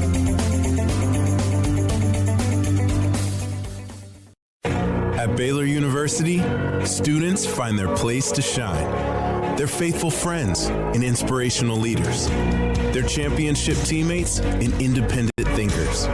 They're on the cutting edge of high tech and in the halls of history. If you want to make the world a brighter place, you can. And if you want to shine in your own way, you can. The spark you need is already inside you. Bring it to Baylor, where lights shine bright. Southwest Sports Medicine and Orthopedics, the team physician of Baylor Athletics. Our doctors specialize in the diagnosis and treatment of any and all sports-related injuries. Celebrating over a decade of service in Central Texas, our doctors are equipped to handle a wide range of issues, whether it's your foot or ankle, orthopedic spine care, your hand or wrist, knee and shoulder pain, or if you're in need of our arthritis or total joint clinic. Come see us at the new Baylor Scott and White Ted and Sue Getterman Sports and Orthopedic Center. Trusted doctors at Baylor Trust, Southwest Sports Medicine and Orthopedics. Our goal is to get you back in the game. I hate my job, but I don't mind getting up in the morning. I dread each day, but I can't wait to get out of bed. You ask me why, and what I'll say to you is true. Well, you can get breakfast tacos at Rudy's Barbecue. Scrambled eggs and brisket, they ain't fooling around. Sausage wrap, son, they're the best in town. Barbecue for breakfast, yes, it's true. Put a smile on your morning at Rudy's Barbecue. Next in line. Log on to the Willis Law Firm chat room on SicEm365.com. The SicEm365 radio poll is brought to you by Pickup Outfitters, where everything purchased and installed comes with our famous lifetime installation guarantee and free warranty assistance. 220 Lake Air Drive or CreateACommotion.com. I hope there's a way that we could take just the first hour of this show and put that up as a podcast. That'll be hard. We have interviews with Johnny Tusa, Derek Johnson, among others, including as well Killer Pitts, who I played golf with Butch, and he told the stories about all the times he got into golf tournaments. And speaking of golf, so we've told a lot of stories the last couple of days. Yesterday, when I was able to give you a heads up that Butch has not been doing well, it was very sudden. He was in ICU, then all of a sudden was home, and then this morning the news, his daughter posted that he had passed away. Butch Henry, the legend icon in Waco. So on SicEm365.com, it's just a post that said Butch Henry, and then told everybody basically the same thing I just told you, and then a lot of people reacted to it. And let me see here. This is from Bear Pilot, who's about to join us. Very, very sad news. I'll never forget the day Butch used live radio to teach us all a new word, the J word, describing the frog hair on the side of the fairway. I laughed so hard I had to pull over until tears dried up in my eyes. Paul, you remember that? We're not going to get into that yet, but we were both laughing so hard it was uncontrollable, like tears coming out of my eyes. We were in the old studio. Yes. Yeah, we were in the old studio. And my gut, my ribs, they hurt for 3 days like I'd been doing crunches. Oh, it was ridiculous. And he didn't understand why we were laughing so hard. Yeah, it was one of the only things that Butch, like, it was just such the comedy of Butch Henry of, I'm going to say this, I don't know why you think it's funny or where am I in this, but he just kept, and then it got from a place where when he figured out it was funny, then he started leaning into it. But it was then he doubled down Butch. So the story was, it was also about how the ball spun back on the green, and because it would spin back, and in golf terms, you could sit there and say that the term that I've always known was it had jism on it. Yes. Well, when Butch said that, he goes, and I think we were watching. We say it among my guys. We played golf. Yeah, we were watching or talking about a golf tournament. He said that shot had some jism on it. I went, like it was on the. I went, like you and I. Like I said, what, Butch? We froze. And he goes, I said, Butch, what did you say? And he just goes, jism. And I went, Butch, you can't. We're on I can't. What are you doing to me here? Because I'm trying to produce the show, and I'm like, Butch, what are you doing to me? You guys stop. He's like, what? What's jism? I don't know what jism is. It's jism. It's on the ball. And I was like, oh my gosh. In the dictionary, under the word jism, noun, vulgar slang, there's a translation for it. It's something that's sexual. Mm-hmm. And so Phil Perry joins us, Bear Pilot on SicEm365.com. Listens, I think, a little bit. I don't know. I'm trying to force him to. But Phil Perry joins us. Phil, where were you, and what happened when you heard him tell the story and used the word jism like 8 times? Man, I can tell you. Well, first off, it was terrible news to hear about Butch Day. I was super sad. I missed the news yesterday, and I didn't like opening it up and see it today. But I can tell you, when it happened, I was probably about a half mile from home, driving home for the afternoon, and I'm right there. I mean, the driveway's right there in front of me, and he pops off the jism word. What in the world was that? And then he doubled down about 2 or 3 times talking about it, and he still had no idea why everyone was laughing at him. And if I remember correctly, you had to go in commercial breaks. I got to hear how that commercial break went. That was hilarious. But I just started crying. I was crying so hard that I could not see to drive. So I pulled over onto the side of the road. And then I just am laughing. I'm laughing so hard I have to unbuckle my seatbelt. I'm doing anything to catch a breath. If I can just catch a breath, I'm leaning my seat back. I'm doing whatever I can do to catch a breath. But I stood there. I promise you, I sat there for at least 3 to 4 minutes with tears streaming down my face. And then fortunately, you got us to a commercial break, which I thought was a pretty good move, pretty awesome. But it also gave us a chance to catch my breath. But when we came back, here it comes again. But fortunately, I made it into the driveway by that point. But oh gosh, it was one of Butch's finest moments. Well, it was. It was phenomenal. During the commercial break, I got on Google, which when you type that word into Google, you're going to get some stuff. Okay, It's not. Why would you say it that way? Yeah, I mean, that's exactly what it's not. So I type in Google and I said, Butch, come around. So he comes around the desk. I said, here you go. This is what you're talking about. And he's like, what? Yes. Yeah. Golly. It was a great moment. And I remembered it, and I should have remembered it immediately. And we have 1,000 of them during commercial breaks. Our commercial breaks were better talk show than I think sometimes on the air. You know, when you put that up on SicEm365, then I said, well, how about the time? And then that's what you were talking about, is exactly the same story that we could not. When you laugh so hard, you start to lose control of what you can say. It's almost as if your lips quivering because you're laughing, not because you're so sad. Of course, today's been a sad day. That's just, oh God. You could have wrecked your car. So that I could have. I knew there were kids in the neighborhood, so I was better off just not pushing on and just enjoying the moment while it was there. And I'm glad I did. It was really, really awesome. Like I said, that was one of his funniest moments I'll ever remember. I'll never forget. Any of us will, because I brought it up to Paul, and